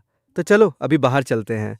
मैं पूरी दुनिया को दिखाना चाहती हूँ कि मेरे पति दुनिया में सबसे बेस्ट हैं। मैंने उसका हाथ थामे रखा और उसे लिविंग रूम से बाहर ले जाने दिया। लेकिन जैसे ही हम लिविंग रूम से बाहर निकले, अचानक हमारा सामना गलियारे के कोने में छुपकर हमें ही देख रही रिया से हुआ। उसने बहुत ही कीमती ड्रेस पहनी हुई थी। उसका मेकअप बहुत ही सोच समझ कर किया गया था, लेकिन उसकी नज़रें मुझ पर बुरी तरह से टिकी हुई थीं, जिनमें हार न मानने वाली जिद और पागलपन साफ दिख रहा था। इससे पहले उसने हर तरह की चालें चली थीं। चुपके से मेरा और ज़ारा का रिश्ता ख़राब करने की कोशिश की थी। ज़ारा के बारे में अफवाहें फैलाई थीं और यहाँ तक कि हमें अलग करने के लिए कई जाल भी बिछाए थे। वो मेरी ज़िंदगी में घुसकर वो सब हथियाना चाहती थी जो ज़ारा का था। लेकिन अब उसकी हिम्मत कैसे हुई हमारे सामने आने की? जब उसने देखा कि मैं और ज़ारा हाथों में हाथ डाले एक दूसरे की आंखों में प्यार लिए खड़े हैं, तो रिया का चेहरा एक पल में सफ़ेद पड़ गया। उसके अंदर का आखिरी सब्र भी टूट गया और उसकी जगह बहुत ही गहरी जलन और नफरत ने ले ली। वो एक कदम आगे बढ़ी। कबीर, क्या तुम सच में इसके साथ रहोगे? मैं इससे कहाँ कम हूँ? मैंने तुम्हारे लिए इतना कुछ किया, तुमने मुझे कभी क्यों नहीं देखा इसके कि मैं कुछ बोल पाता? कबीर मेरे पति हैं। उनके दिल में शुरू से ही सिर्फ मैं हूँ। तुम्हारी सारी साजिशें और तुम्हारा ये पागलपन शुरू से ही गलत था। मैंने अपना हाथ बढ़ाया और ज़ारा को अपनी बाहों में छुपा लिया। मेरी आंखों का प्यार एक पल में गायब हो गया और उसकी जगह एक बहुत ही गहरी और ठंडी नफरत ने ले ली। तुमने जो कुछ भी किया वो प्यार नहीं बल्कि गुनाह था। मैंने रिया की आंखों में देखते हुए एक एक शब्द साफ तरीके से कहा। जारा के बारे में अफवाहें फैलाना, उसे फंसाने के लिए जाल बिछाना, हमारे रिश्ते में दरार डालना और यहाँ तक कि लोगों को पैसे देकर हमारे रिश्ते को बदनाम करना, तुम्हारी ये सारी करतूतें मुझे एक एक करके पता हैं। पहले मैंने इस पर कोई एक्शन नहीं लिया क्योंकि मैं नहीं चाहता था कि जारा को किसी भी तरह की परेशानी हो। लेकिन इसका मतलब ये नहीं कि मैं तुम्हारी इस बदमाशी को बर्दाश्त करूंगा। रिया का चेहरा पूरी तरह से राख जैसा सफ़ेद पड़ गया। वो अभी भी सफाई देने की कोशिश कर ही रही थी कि तभी वहां पहुंचे सिक्योरिटी स्टाफ ने उसकी बात काट दी। जिन लोगों को रिया ने पैसे देकर अफवाहें फैलाने के लिए हायर किया था, उन्होंने खुद आकर सारी सच्चाई उगल दी थी। सबूत पहाड़ जैसे मजबूत थे। उसकी सारी चालें और साजिशें बेनकाब हो चुकी थीं। उसने सालों से जो मासूम इमेज बनाई थी, वो पूरी तरह से ढह गई थी और उसकी रिपुटेशन मिट्टी में मिल गई थी। जो लोग पहले उसके साथ खड़े थे, वो सब उसे छोड़कर भाग गए थे। अपने स्वार्थ और जहरीली साजिशों की वजह से उसने अपनी ही बर्बादी को दावत दी थी और अब वो पूरी तरह से अकेली पड़ गई थी और किसी को उस पर तरस नहीं आ रहा था। मैंने अपनी बाहों में छुपी जारा की तरफ देखा। चलो, झंझट खत्म, अब कोई हमें परेशान नहीं करेगा। जारा ने अपना सिर उठाया और मेरी तरफ देखा। कबीर, अब आगे कभी ऐसी कोई परेशानी नहीं आएगी, है ना? उसकी आंखों में तारों जैसी चमक थी। मैंने हल्के से सिर हिलाया। हाँ, अब आगे की जिंदगी में सिर्फ सुकून और खुशियां होंगी। कुछ दिनों बाद हमारी शादी का दिन आ गया। शादी का मंडप फूलों से सजा हुआ था और गर्म धूप की किरणें पूरे माहौल को एक बहुत ही प्यारा और शाही लुक दे रही थीं। वो सभी लोग जो हमेशा हमारे साथ खड़े रहे, जिन्होंने हमें सच्चे दिल से आशीर्वाद दिया, वो सब वहाँ मौजूद थे। वो दोस्त जो हमेशा हमारा साथ देते रहे, वो बड़े बुजुर्ग जिन्होंने हमें प्यार से बड़ा होते देखा, और यहाँ तक कि वो अनजान लोग भी जिन्हें हमने कभी मदद की थी और जो आज हमारे प्रति आभारी थे। हर किसी के चेहरे पर एक सच्ची मुस्कान थी और उनकी आंखों में सिर्फ हमारे लिए शुभकामनाएं थीं। मैंने एक बहुत ही शानदार सूट पहना था और फूलों से सजे रास्ते के आखिर में खड़ा होकर अपनी दुल्हन का इंतजार कर रहा था। जब जारा ने सफ़ेद रंग का वेडिंग गाउन पहना और धीरे धीरे मेरी तरफ कदम बढ़ाया, तो मेरी पूरी दुनिया प्यार से भर गई। बाकी सब कुछ सिर्फ एक बैकग्राउंड बनकर रह गया और मेरी दुनिया की इकलौती रोशनी सिर्फ वो थी। वो एक एक कदम मेरी तरफ बढ़ा रही थी और उसकी आंखों में तारों जैसी चमक और बेशुमार प्यार छलक रहा था। मैंने आगे बढ़कर उसका हाथ थामा। मेरी आवाज़ बहुत ही प्यारी और मजबूत थी। पहले मैं इस दुनिया के तूफानों से अकेले लड़ता था। मैंने दुनिया का बुरा और अच्छा दोनों चेहरा देखा। मुझे लगता था कि मेरी बाकी की ज़िंदगी बस ऐसे ही अकेले और शांति से गुजर जाएगी। लेकिन फिर मेरी ज़िंदगी में तुम आई। तुमने मुझे प्यार करना सिखाया, तुमने मुझे किसी का ख्याल रखना सिखाया और तुमने मुझे ये समझाया कि अपनापन और पूरापन क्या होता है। आज मैं तुम्हें अपनी पत्नी बना रहा हूँ। अब आगे की हर सांस, हर दिन और हर पल मैं तुम्हारी हिफाजत करूँगा, तुम्हें प्यार दूंगा और कभी तुम्हारा साथ नहीं छोड़ूंगा। मैं कभी तुम्हें धोखा नहीं दूंगा। जारा की आंखें हल्के से नम हो गईं। बाकी की जिंदगी मैं हर पल कबीर के साथ बिताऊंगी। हर साल, हर पल हम साथ रहेंगे। स्टेज के नीचे से तालियों की गूंज और बधाई देने की आवाज़ें आ रही थीं, जो माहौल को बहुत ही गर्म जोशी से भर रही थीं। मैंने अपना हाथ उठाया और जारा की उंगली में शादी की अंगूठी पहना दी और फिर अपनी दुल्हन को अपनी बाहों में कसकर भर लिया। चेहरे पर गर्म धूप थी और चारों तरफ फूल खिले हुए थे। पूरा माहौल बधाई और प्यार से भरा हुआ था, जैसे दुनिया की हर अच्छी चीज़ दौड़कर हमारे पास आ गई थी। सारे तूफान शांत हो चुके थे और हर चीज़ बिल्कुल सही थी। मैं और जारा अब पूरी जिंदगी एक दूसरे का हाथ थामे सुकून और खुशियों के साथ हमेशा के लिए एक दूसरे के हो चुके थे।